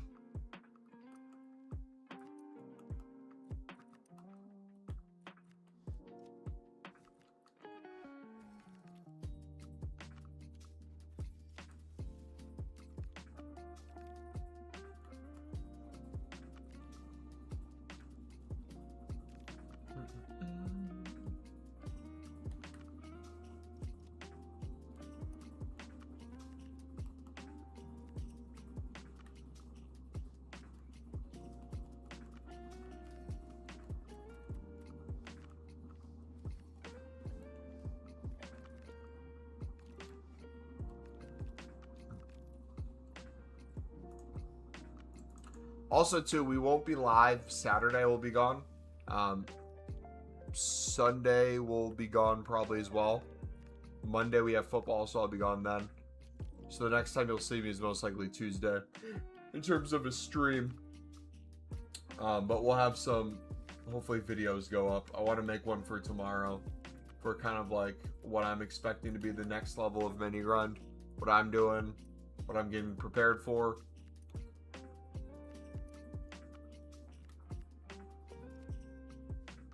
I'm putting a Thiago Silva in. What is this thing? U.S. Soccer having to give half the World Cup earnings to women? U.S. Soccer? What the heck? Don't they have their own tourney? So, they do. I don't think that's how equality works. It's not equality. Do you want to hear me talk about it? It's not going to be perfect, but I can yap for like 5 minutes about it. Like the generalities of it.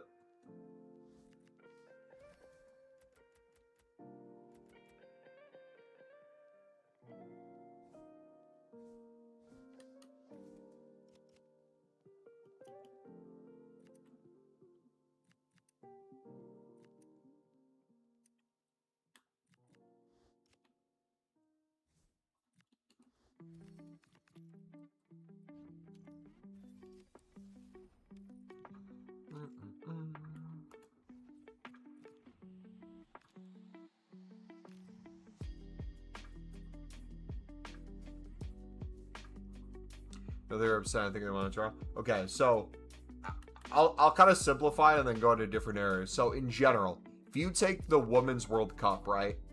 The U.S. women's national team historically does really well at the World Cup. They get further finishes. They've won the World Cup multiple times versus the men who usually historically not only don't win it, they either don't make it to the tournament some years, barely get out of group stage, or don't get out of group stage. So if you, let's say, finished 16th in the men's World Cup, and let's say the tournament generates $1 billion, right? And you get a certain percentage of that for finishing 16th. The prize pool for the men's World Cup is much higher than the women's. So even though the percentage you're getting might be lower if you're the men's tournament, you're getting more money. Versus the women's might generate $50 million in revenue. And if you win the tournament, maybe you get, let's say, 10% of the revenue. You're probably getting way less money, even for winning it, because the women's tournament is a completely different entity, and it has its completely different money it's making. But a lot of the time, what will happen, not only in women's sports, but in other things, you'll try to compare the two, and it usually goes to, wait, I feel like I deserve more. In the women's case, why are we winning a World Cup and getting less money than the men's? And that's, in my opinion, the wrong argument to make, because there's a million different things you have to factor in that they don't ever want to factor in. But past that, one second. Will I make a lot of coins from doing Premium League and quick selling, or what is the coin method? So, Sora, if you look at our grind playlist, brother, we have a ton of videos on just kind of different steps of the League SBCs and how to implement it in the menu grind. In general, you can quick sell and have it be for profit if you kind of know where the value is coming from and what you're quick selling. But you make infinitely more if you're not quick selling. We have videos that go into specific details with things like the jumbo gold packs. We have some that goes for how to like mass buy, so you're doing 25 to 50 a day. It's a very easy concept to say like you can make profit on it, but like to really understand how crazy it gets, essentially a majority of my 25 million, I would say, is from League SBCs. We have some stuff from Chem Styles from our investments, but I'd say a majority of it is just League SBCs for pure profit, and that's without a crazy pack pull. It is that good. We still, on average, most people in our community, if you're doing League SBCs about 25 times a day, you're probably making 100K plus a day, and you're probably making $1 million plus a week. Do you have links for the video? Yep. If you look in the description, you'll see a link that says EAFC26 menu grind playlist. If you click that, it'll show you newest to oldest videos. If you look at our newest videos, you'll see kind of the stuff that's on the menus right now and how we're doing League SBCs with it. If you haven't ever seen a League SBC video from us, or you're confused on how we do them, or like different specific steps where you need more of an in-depth tutorial, we have videos in that playlist that go over those specific things. In that case, if you haven't seen those, instead of newest to oldest, I would go to most popular, change it to most popular. If you look at the most popular videos, those are the ones that go over those things. So whether that be on Foot Genie, whether that be on Pale Tools, whether that be on console, all those will kind of be throughout there. But yeah, let me know if you have any questions, brother. Love to answer them. Anyways, so going back to it, Carlos. So the issue the women's team had, specifically around COVID time, is they didn't have the best contract with the federation, with the U.S. Soccer Federation. The men didn't really have a great contract either. Both of them should have been probably making more money. But the women specifically, they kind of got screwed because the women, they essentially signed a contract that was, you could not have to win. By just playing the games, you'd get a set amount of money. Or you could essentially wager and say, hey, we're confident as a team. We think we're going to win a majority of the games. And essentially, if they won a game, they'd make way more money. But if they lost, they'd barely get any money, if not no money. And in theory, that's a great idea because they win a majority of their games, or at the time they were. They didn't think about COVID and things like that. So when you went from a contract where you were getting money no matter what, like the men's were, you didn't have to play any games. You were still getting paid. Versus the women's, when COVID happened and everything shut down and no games were being played, they wouldn't make money if they weren't playing games. And already, if you're a professional athlete, I mean, the same thing applies for men's, but like think of women's game too.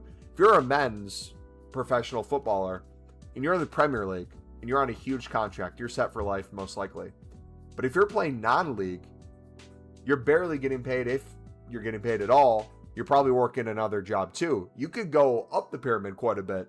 If you're in the lower levels still, or you go to another league, there might be some contracts that you sign. If you're a 16, 17-year-old kid and you just got out of the academy, you're signing your first club contract, you're probably not making crazy money. And you can't live the lifestyle you want to live.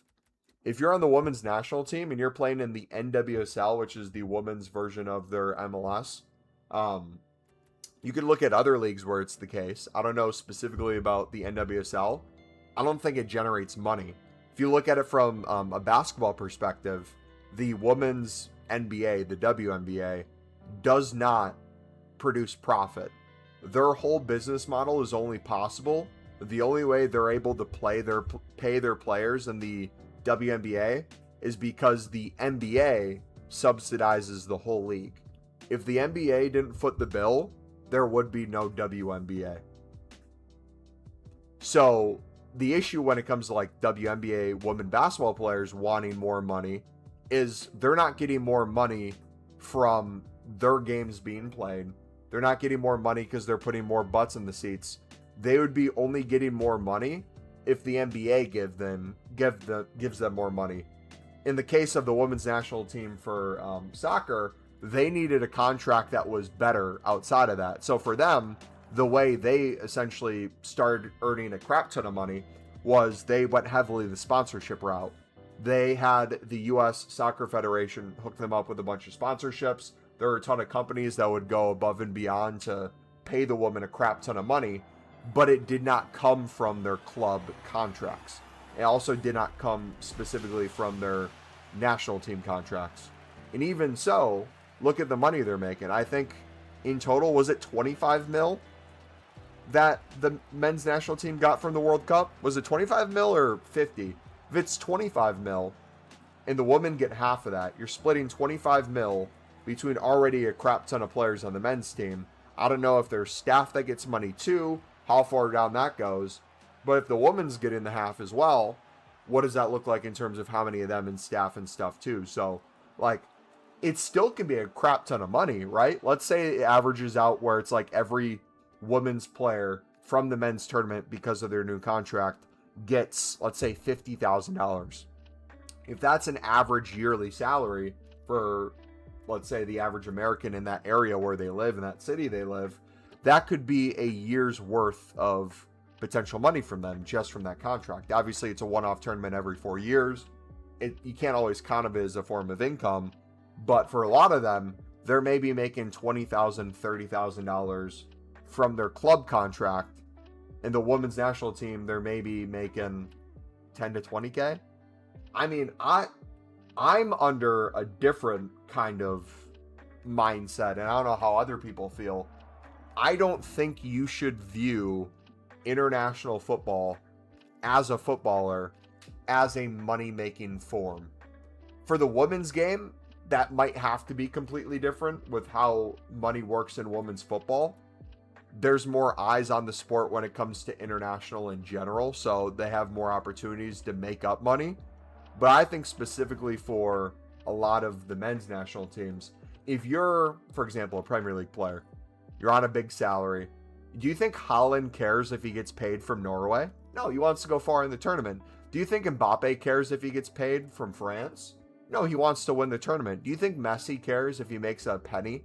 Do you think any of Messi's teammates care if they make a penny from that tournament? They want to win Messi another World Cup. And I think the mindset alone is a very different thing that you're entertaining. Is there money to be made? Absolutely. But I don't think most people say, like, it's my dream to be representing my country, and their primary reason to do that is the monetary value. It's an additional bonus that comes from being in a position to do that, but I don't think it's the main focus. Versus like the women's sport, I mean, we could go into a different thing altogether. You want to be blunt, how many countries does the US women's national team play? How many countries does the England women's national team play? How many countries does the Spanish women's national team play, where the country doesn't have many rights for their women? Or the development, like we talk about the development of football in the United States, the development of football in general in some of these other countries, let alone the women's side of the sport, is so underdeveloped. Go look at World Cup highlights for the Women's World Cup when the US national team won it. Some of those goalkeepers, brother, you could throw someone off the street in, and they do a better job than some of these goalkeepers.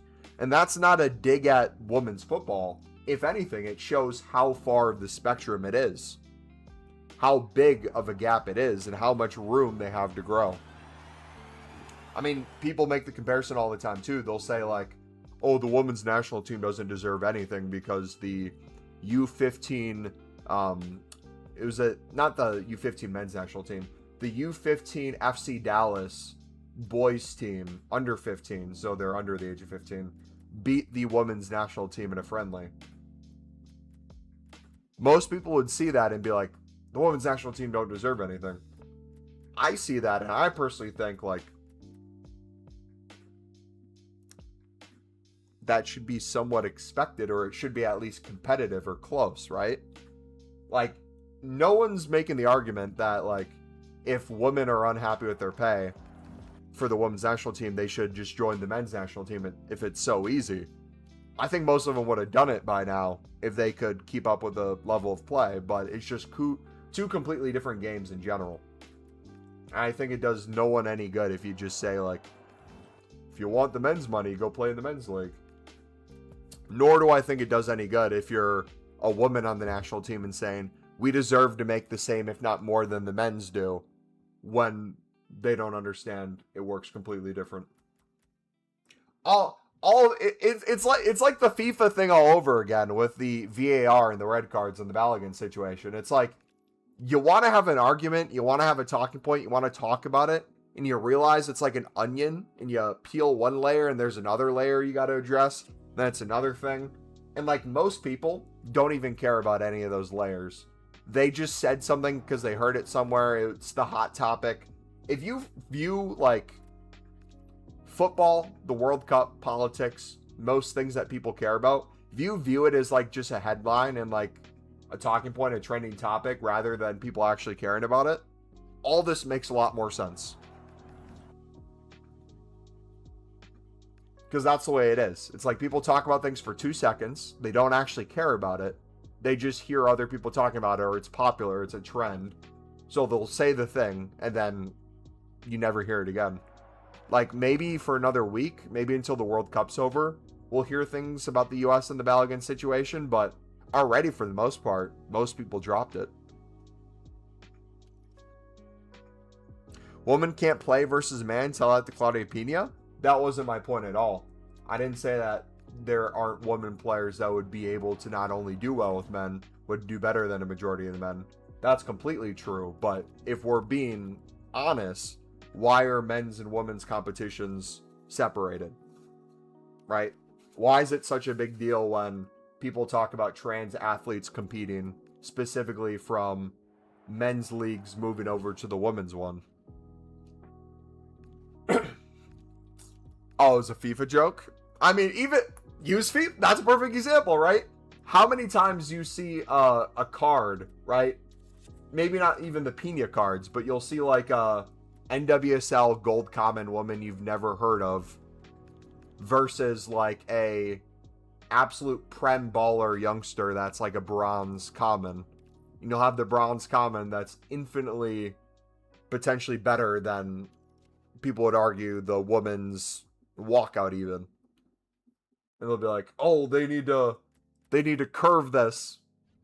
None of that really matters. It's a video game. If that's the hill you're dying on, that's a weird hill, brother. You're telling me you want Pina to be like a bronze common? No, thank you. Give me my OP Bonmati. And if anything, genuinely, I think FIFA and Ultimate Team especially has done so much to grow the women's game. Because how many women's footballers do you know literally from packing them on FIFA, playing with them, hearing their meta, getting scored on? Like, Pina is a genuine joke to play against because she's so good in game. Remember when Rolfo was the one everyone would talk about? Remember when Rolfo had the live card and people were watching the women's Barca team for the first time ever? And they're like, oh my gosh, this Barca women's team has so many ballers on it. But they were specifically watching because if she played a set amount of games and they won it with her in the lineup, it would get upgraded. And she was like coming off an injury, I believe. And they didn't know whether or not she was going to play. And I think the Barca women's page even like made a post where it's like, she's playing. And all the comments on it are literally a bunch of like our age and younger saying like, W, my card's going to get upgraded. Can't wait. And it's like, you got to be honest with those things too, right? If you want the sport to grow in the United States, for example, let's say men's football. Let's go back to this World Cup. Would it be great if I could magic wand and say every person in the United States should have an equal opportunity? We should invest more into the youngsters and raise up a bunch of ballers. Go. Boom. It's not as sexy as that. It's a lot of work behind the scenes to get to that point. Think of like audience, right? You can view it through content creators. How many times is it team of the season, team of the year, or footies where our live streams or our viewer base, or even you guys watching the streams like as an individual, when do you want to know about the grinds the most? Do you want to know about the grinds the most when it's been the same copy and pasted content for 2 months? Or when exchanges drop, are you interested in what that is? Or when it's team of the year and a new SBC comes out and you want to know what it is? If you think about it from that context, a bunch of people watch the World Cup in the same light. They're like, oh, I would have never watched soccer before, but it's in the United States. I'm an American. Let me give it a watch. And it ended up turning out to have more viewership for most of the games than like the NBA playoffs. It rivaled the NFL playoffs, which is American football. And it's like, it would be great having that audience if you could keep them all here and be like, stay, please. Like, it'd be great if we had streams where hundreds of people are in, constantly wanting to know what the grind. Stay here for the times where EA gives us nothing and we're grinding the menus anyways. Please stay. But that's not the case, right? There's a million other factors. If the person's only here for a grind, no matter how entertaining you may be or lack of entertainment, therefore, like me, that's not going to make them stick around. If you make funny jokes and like they enjoy the vibe of the stream, you might get 10% of them to stick around. But if the person was only there for one thing and you're not providing them that one thing, you don't expect them to continue showing up. Same thing applies to like viewership for these tournaments. Viewership for the World Cup is going to be infinitely higher than the viewership of probably the MLS. So you can't expect the MLS to be successful because this tournament in the United States did well. Therefore, there must be a huge want to watch this in the United States. No, it doesn't correlate. Same thing applies to women's football. Same thing applies to the amount of money they can make in their leagues. Would it be great if every person who went to a men's football match in, let's say, Chicago and represented the Chicago Fire and watched their games would go see the Chicago Stars? Literally, I just proved my own point. I don't even know what the women's team's called. Realistically, is it going to happen? No, it's probably never going to happen. Doesn't mean the sport can't grow, right? If you're creating content, or if you've ever created content, ask yourself the question, did you stop creating content because you realized you wouldn't have more subs than PewDiePie or Mr. Beast? No. You kept creating because you saw probably you enjoyed, one, the process. You enjoyed the thing you're doing, and that should be enough in and of itself. But you probably saw like, hey, I have my own little niche here. I have the things I like. If I did XYZ, it might make me more money or give me more opportunities. But I genuinely enjoy this thing. I would love to see this thing grow. It might not be as fast, But if there's growth over time and it's going in a positive direction, that's a good thing.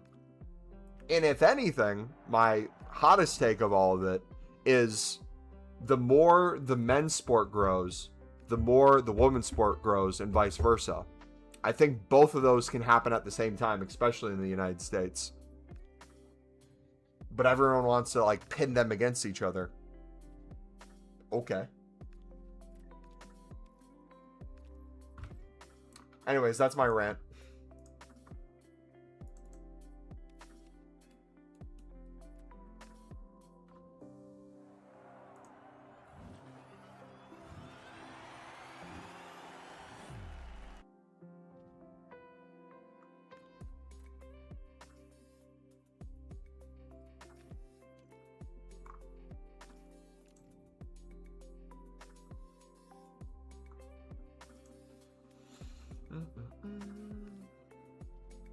I've seen some pretty good goals from Liga MX. Ladies, to be honest, sure, different game, but some ladies do have some nice skill. Yeah, and I'm not downplaying that at all. I think a lot of people hear these sort of, not even arguments.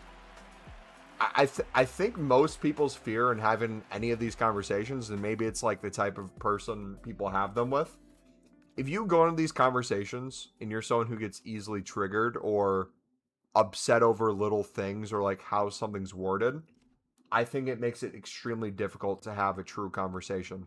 For example, what you just said, even what you said, I would agree. But like in my head, I'm already thinking it's like, okay, yes, there's some great goals, but is it great goals because it was just she had no time to shoot and the goalkeeper did a full out diving save and it went perfect top bins? Sometimes, yeah, but there's probably a lot of other times too where it's like, the goalkeepers in general, I mean, you play FIFA, you probably know this. What's the average height of a woman goalkeeper? Like 5'5", 6, 7 maybe? Like nowhere near 6 foot. The average men's goalkeeper is like 6'2", 6'3", I feel like. Very different wingspans. That alone, not even men's, women's, you put in a larger wingspan goalkeeper, the chances of you scoring is going to be probably way less. Same thing applies to like pressure on you. If no one's coming out and stepping you, or they're not stepping as fast, being a master at your craft on a set piece can be fantastic. If no one's stepping you, it's like a practice shot. You get better at it, you're going to get some banger goals. But yeah, I 100% agree. Absolutely a lot of banger goals happening. Ironically enough, same thing in the MLS. Same thing we just were saying with the women's leagues applies to the MLS for the men's league. The MLS isn't the greatest league in the world. It's subpar in many different ways and needs to grow. More of a European model. But how many times do you hear like the meme on like TikTok, average MLS goal, and it's like the goal of the season contenders? It's all long shots, bicycle kicks, scorpions. And you look at that and you're like, dude, how do these goals happen? And same thing we just said with the women's league applies here. It's like, oh, he only got that shot off because the defenders didn't step as fast. That wouldn't have happened in the Premier League. True. Oh, that goalkeeper wasn't as good. Ederson would have made that save. I was going to say United's goalkeeper would have made that save, but today I wouldn't be sure. Maybe he'd make the save, he'd just parry it right to the striker to tap it in. Hey man, how you been? I'm doing fantastic, brother. How have you been?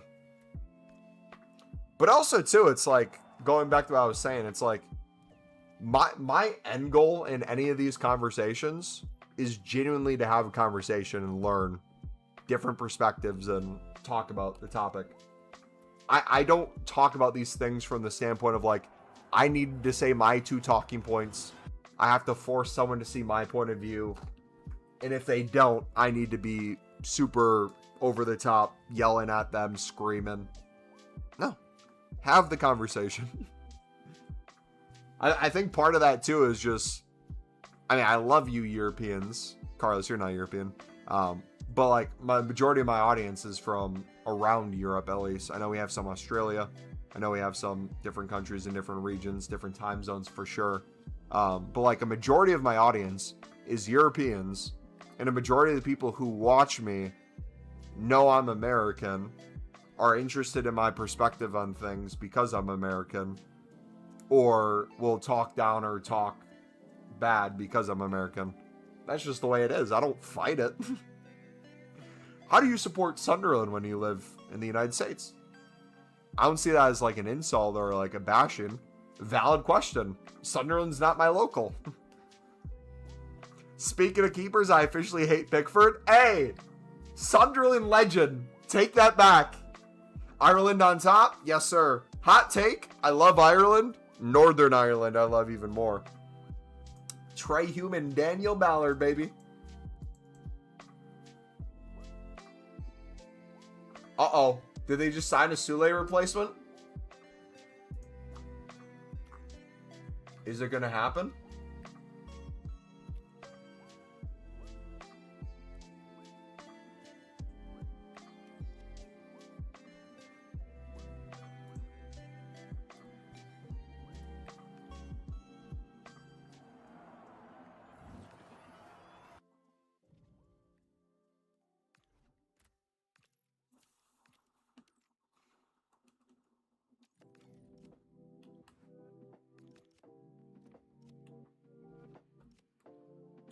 Yeah, no, I would be upset if I was Mexican during that game. Did you see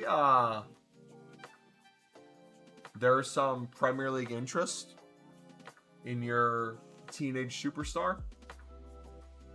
Was it Liverpool was interested? I think United might be throwing a bid in as well. Dude, I really wanted Sunderland to go for him like a year ago. That would have been so great.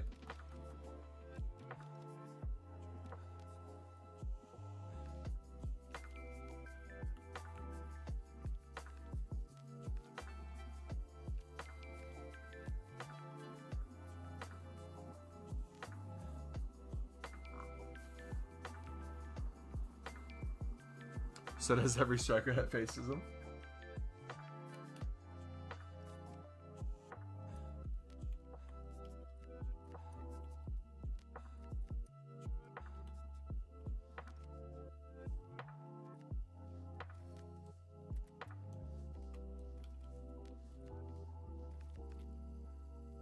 Used to be called Pigford. Really?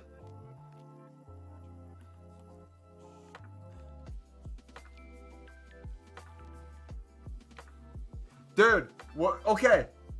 Was I going crazy? Can you confirm this, Carlos? Was Mexico fans doing the puta chant? I swear I heard it when you guys went down during kicks. I don't know if the World Cup had any rules on that. I know in the past in the US, that's always been. Oh, they changed it? Okay. I could have sworn I heard puto, but culo would make sense too.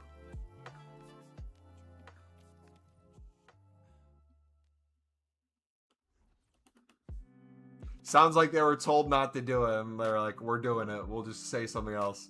They'll know what we mean.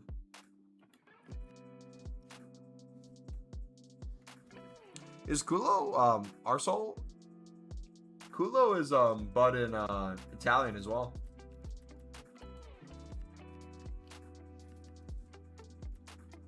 Or Kulu.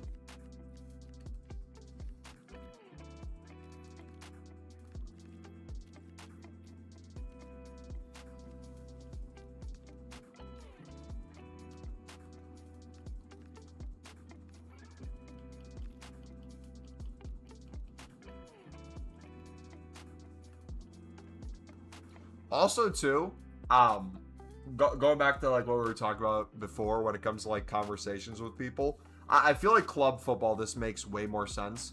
National team, it's maybe a little different because you have more unity for countries, and then like I feel like objectivity is different. If you view any conversation when it comes to club football from the standpoint of like, very rarely are you talking just like straight facts. There's probably extreme bias depending on what club the person you're talking to supports their favorite players, how old they are, what systems the team plays, what systems they enjoy watching. There's like a million different factors that go into those conversations. So like if you ever hear like crazy claims or people saying different things and you're like, bro, what? It's probably easier than you think. It's not crazy. It's like, oh yeah. That Liverpool supporter really enjoyed when Harvey Elliott came through the academy and was playing in 23-24. That would make sense that anyone watching Harvey Elliott that year would rate him extremely highly when it comes to a potential loan or a permanent move to a different Premier League club. Makes perfect sense. But if you hear someone talk extremely high about Harvey Elliott, most people would be like, ah, dude, really? Like a failed potential wonder kid? Why are we hyping up every young English player that hasn't made it by this age? Probably going to overpay, not get his worth. Like, I feel like a good example of this is like City's just stacked with talent. Oscar Bob rarely gets to get the minutes he deserves. And what, finally got his move to Fulham now? Oscar Bob is someone I wanted Sunderland to get for a long time. Oscar Bob's cooking in the Norway squad. His dribbling looks insane. But like for the longest time, you always heard people talk about Oscar Bob. It's like, you think Holland's good, you should see the other Norwegian that's on the City team. But you'd never get the game time to really like prove it. So you'd hear all this hype talk, but you never got to see him live up to that. And then when you finally start to see it, it's like, whoa, that's cool.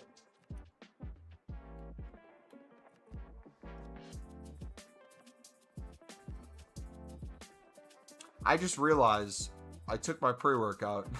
I'm still here. I think it was a very common football chant. Mostly we say it to the ref after a bad call. See, that was the most surprising thing to me. I thought we were going to get some sort of unity. I knew after the Balogun decision got overturned that there would be attention towards it 100%. I get that.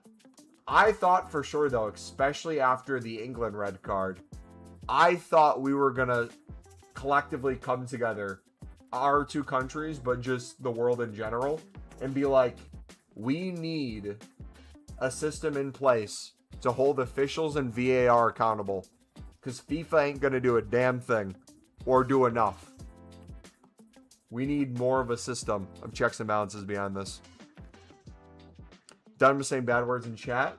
Moderator saying bad words in chat, abusing his power. Anybody else would have gone banned, but Carlos is walking away freely. Unbelievable. Abuse of power. Crazy.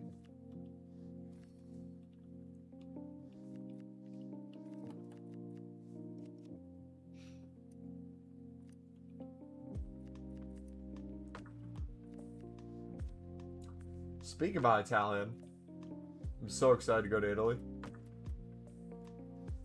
Could you imagine if Sunderland gets a Europa League match against a team in southern Italy and it lines up perfectly with when I'm there? I get to see Sunderland play against an Italian side. Wait, can we pinpoint this right now? Is there a team in southern Italy? What are the Italian... Hold on, not even southern team. What are the Italian teams in Europa League this year? It could be Milan. We could be in a pot with Milan. Have you ever seen a Macam in Milan? It'd be sick. Europa League teams for next season.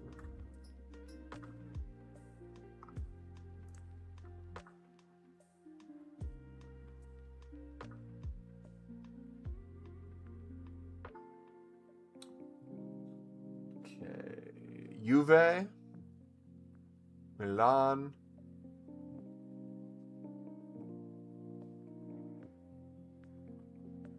those are the only two?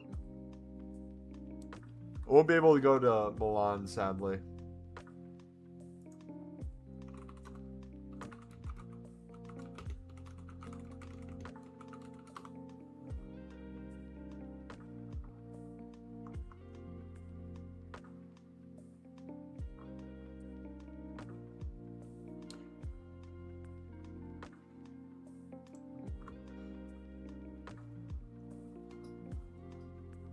Pickford's grandpa was saying him getting out of Sunderland was the best thing he did. I mean, it's true. Sunderland gave him the platform, but yeah, Sunderland at the time were not good at all. And then kept getting relegated, so true.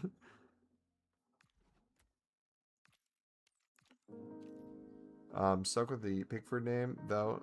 Told the Daily Mail in 2018, I'm over the moon for him. I've never thought he would play for England. Yeah, imagine a little boy coming through the Sunderland Academy where a majority of the time he was at Sunderland, they've been absolute bonkers crap. Barely staying up. Mid-table finishes at best. And then all of a sudden he comes through, not only breaks through, but is responsible for keeping Sunderland in the Premier League. And teams take notice. Then how quickly both spiraled in different directions. The upward trajectory for Pickford and the downward of Sunderland. But I'd argue Sunderland's downward trajectory and how fast it happened and how much needed to change was the exact reason they're where they are now. I don't think Sunderland would be Europa League this year or even anywhere near the Premier League if they didn't change everything around. Best case would have been like a Burnley type squad. You go up, you go down, you go up, you go down. I think it took the double relegation to realize like, oh, we can't overspend on crap players. We might have to invest in stats, analysts, see what players would fit our system. Are we going to keep a manager around? Let's look at the loan with option to buy market. Let's look at academies. The best thing he did leaving Sunderland and going to Everton was a good thing for him. He's doing good. I'm pleased. He's 6'4". He's so big, lad. But he's quiet. I love how he brought, like, was it half the Everton team to the Stadium of Light for the Derby match, the first one. You see Jose Fonte is joined Sunderland as one of the staff members in the coaching staff. Portuguese legend. You know what that means? Ronaldo's coming. Playing a season with Sunderland and then becoming a coach. Do you like Pochettino as the U.S. manager? I think they renewed him. Did they renew him? I wouldn't be surprised if you looked for a club. I liked the appointment because I think it was a huge risk for the amount of money they spent on him.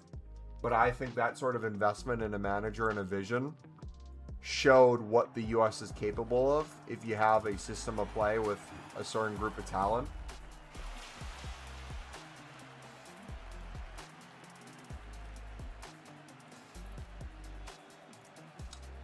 And like he had them playing really good football. I think Poch needed the U.S. as much as U.S. needed Poch. I think obviously falling short of where he wanted them to be, but I think that will objectively look good on his resume that he turned the United States around and got them respected for at least a few weeks.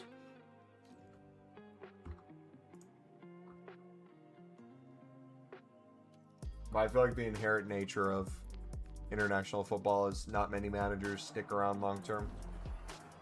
I feel like it depends on the country too. Like US really doesn't have a specific identity, so like I wouldn't blame him if he got a job elsewhere or didn't want to stay long term. But I feel like there's some countries where the backstory means so much more. Where it's like, hey, this player played on the national team, had 200 total appearances, played when he was a youngster all the way till he was like 40.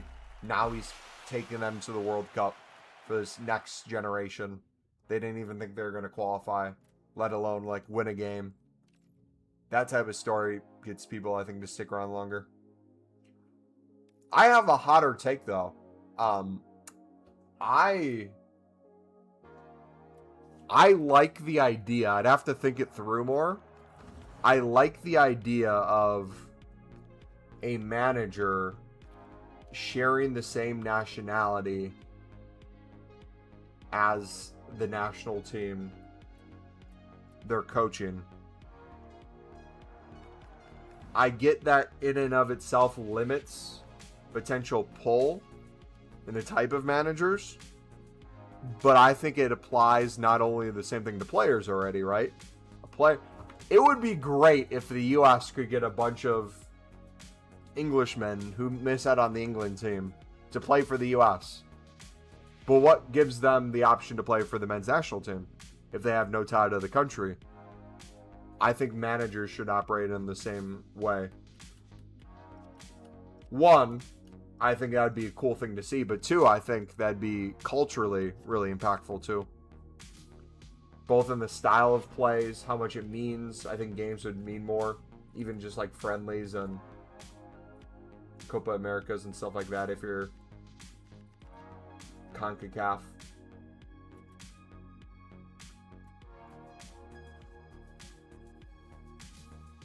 I think that'd be cool with like Euros and stuff too.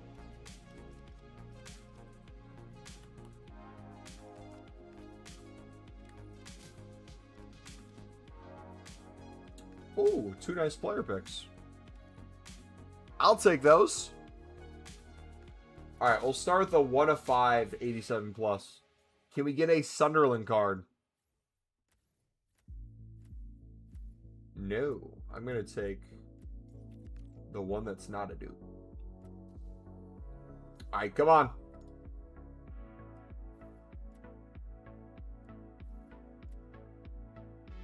That was tragic.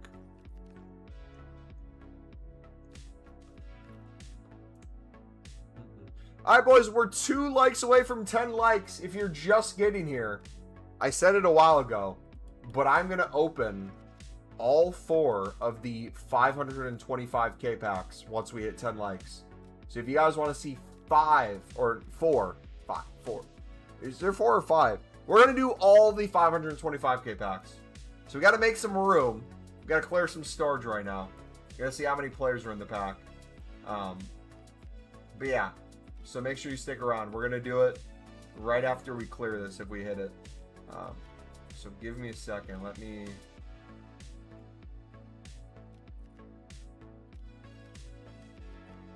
just do storage. Do you like Pochettino? Oh, I read that already. We talked about that. Alright.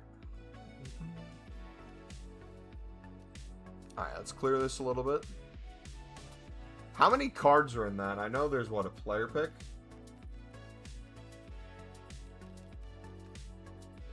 Nate got Mbappe in the 400k earlier. I saw that. That was cool. Is the 525k the best one? I mean, I already made the deal with you guys, so I got to do it anyways. But doesn't mean we can't do the 400k ones and other stuff eventually. I'll just have to start opening my tradable packs off stream a little more to get those coins back up. We already spent like 700k on Evos this week. Alright, 1 like away from 10, boys. We'll start opening the second I see 10. I think we got enough dupe storage cleared where we can get the first one opened.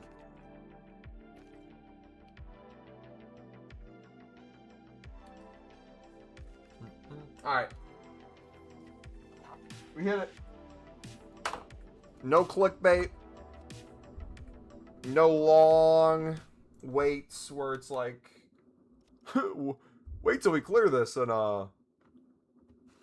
also, we had 10 likes. I know I said that. Let's go 15. Let's go 20. No, we're doing it right now, boys. No delay. Oh, there's a 600k now?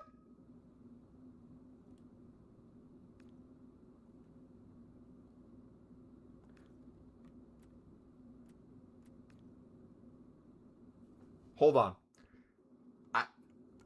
I know I just said, hold on. I'm debating right now, and you guys can help with this. Would it make more sense to do all 3 of the 600k? Or all 4 of the 525k? I need to read what are in these. And then we'll open. I swear I'm not teasing. I just saw that now. That's there. One Festival Football Phenom guaranteed 95 or higher. Phenom player pick as well. 1 of 5 includes 10 rares, 87 or higher, with 5 guaranteed to be 88 rated or higher. All cards total 12. 17 in this one. 96 rated or higher guaranteed. Festival of Football, 1 of 5.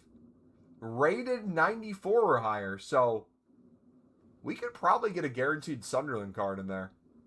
Also includes 15 rare items, 86 or higher. Ooh. Boys, what do you think? Should we do a poll real quick? We'll do a quick poll. We'll give you guys a minute to answer, and then we'll go to straight ripping packs. Start your poll. What should I open? 3 600k packs or 4 525k packs? All right. Give you guys a second for that. If you're lurking right now and you hear my voice, feel free to press vote on that. I think I know the answer, but...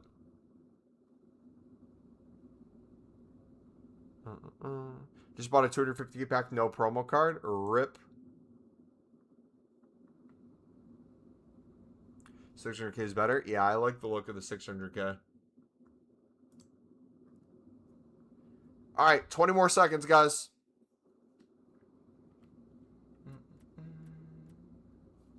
Won't put 8 mil, so we'll still have plenty of coins. All right, 5, 4. Okay. Yeah, we'll do the 600k.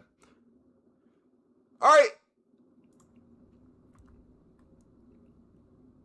Ladies and gentlemen, we have over 20 million coins, so that means we can just spend a bunch of coins. We're going to do all 3 of the up next guarantee packs for you guys. Let's get it. Come on. We have items to take care of. Of course we do. Okay. We have like half of our dupe storage open. We'll see if we run into a storage error, but I don't think mathematically we can fill up. Let me know in the comments, what did you guys get in this, if you did it? Did you get anything crazy? Okay. Eredivisie. It's going to be a mid card, but that's one of the... Ooh. Saibari is a good pull. I feel like there's going to be a lot of good pulls, but then the card's going to be like 30k. Like, that's an insane pull. He's worth nothing. Okay, he's over 100k. That's valid. Okay. We have the 1 of 5 now. Is there anything else? No, just the 1 of 5. All right. 94 plus guaranteed. Come on. Sunderland card is all I'm hoping for. Ooh, Mora! I'm happy with that. Doof. Baller.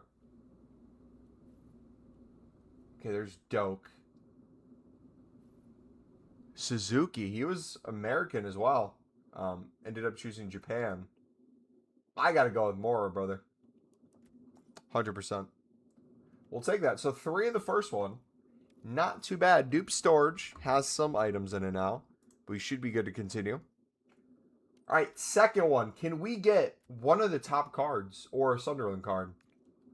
EA is going to know my account's a Sunderland RTG in an Evo squad, so they're going to give me none of the cards. Oh! Oh! Yes! Yes! Angulo! Come on! Give me Brian Brobby, too. Or Siddiqui. Just chuck me another one. Please. Okay. We'll skip that. Ayar's a baller as well. 96. Come on.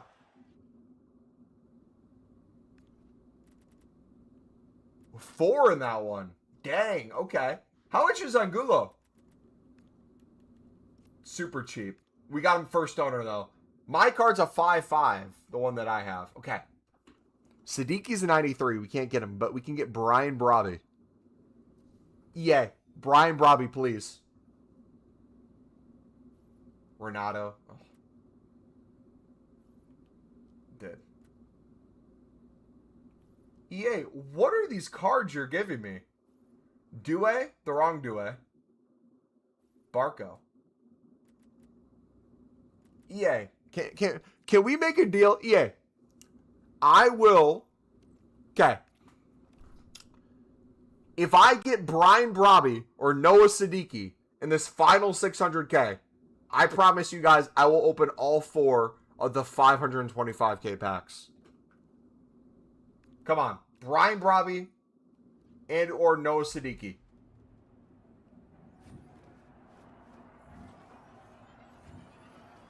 Okay, that's going to be dupe. Is there another one behind it? Who is it? Is that Dokes? Oh! Oh! Oh! Oh! Oh! Oh! Goodbye to see. Okay, new cards. Van Dyke. Chilling. All right. Brian Brobby, EA. Please. I beg. Couleur. Ooh.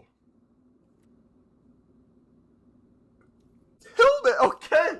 EA. Okay. Another Kubarsi. No. No.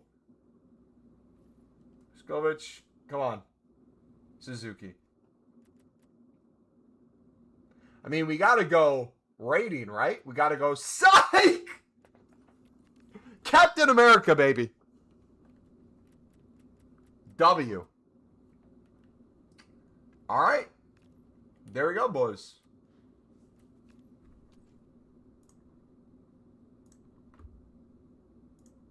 I'm happy with that. Now watch me get a dupe Angulo almost instantly. It's bound to happen.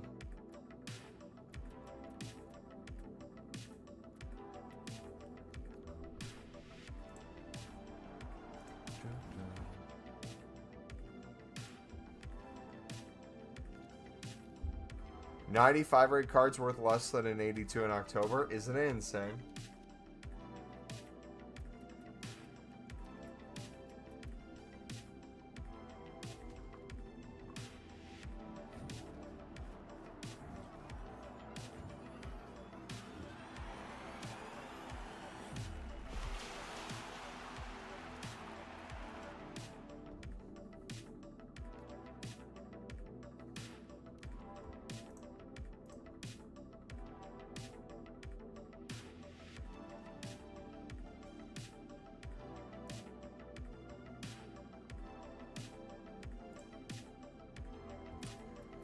All right, that is going to be it, boys. I'm going to go do some cardio, and then I'm going to play some Call of Duty. We will not be live Saturday. We'll not be live Sunday, most likely, either. And we won't be live Monday. So the next time you'll see me live should be Tuesday. If you guys did enjoy, do me a favor, smack the like button, subscribe if you're new. I'm going to try to have a video go up this weekend, whether it's Saturday or Sunday, on just kind of like where the menu grind's at right now, what I'm kind of changing to get ready for future stuff coming out, and like realistically heading into footies, how we're going to do things. So part of that's going to be with our coins. We'll put it at the end of that video, us opening all those promo packs. But yeah, take it easy, boys. God bless. Have a good weekend. Have fun with your family and friends. Stay safe.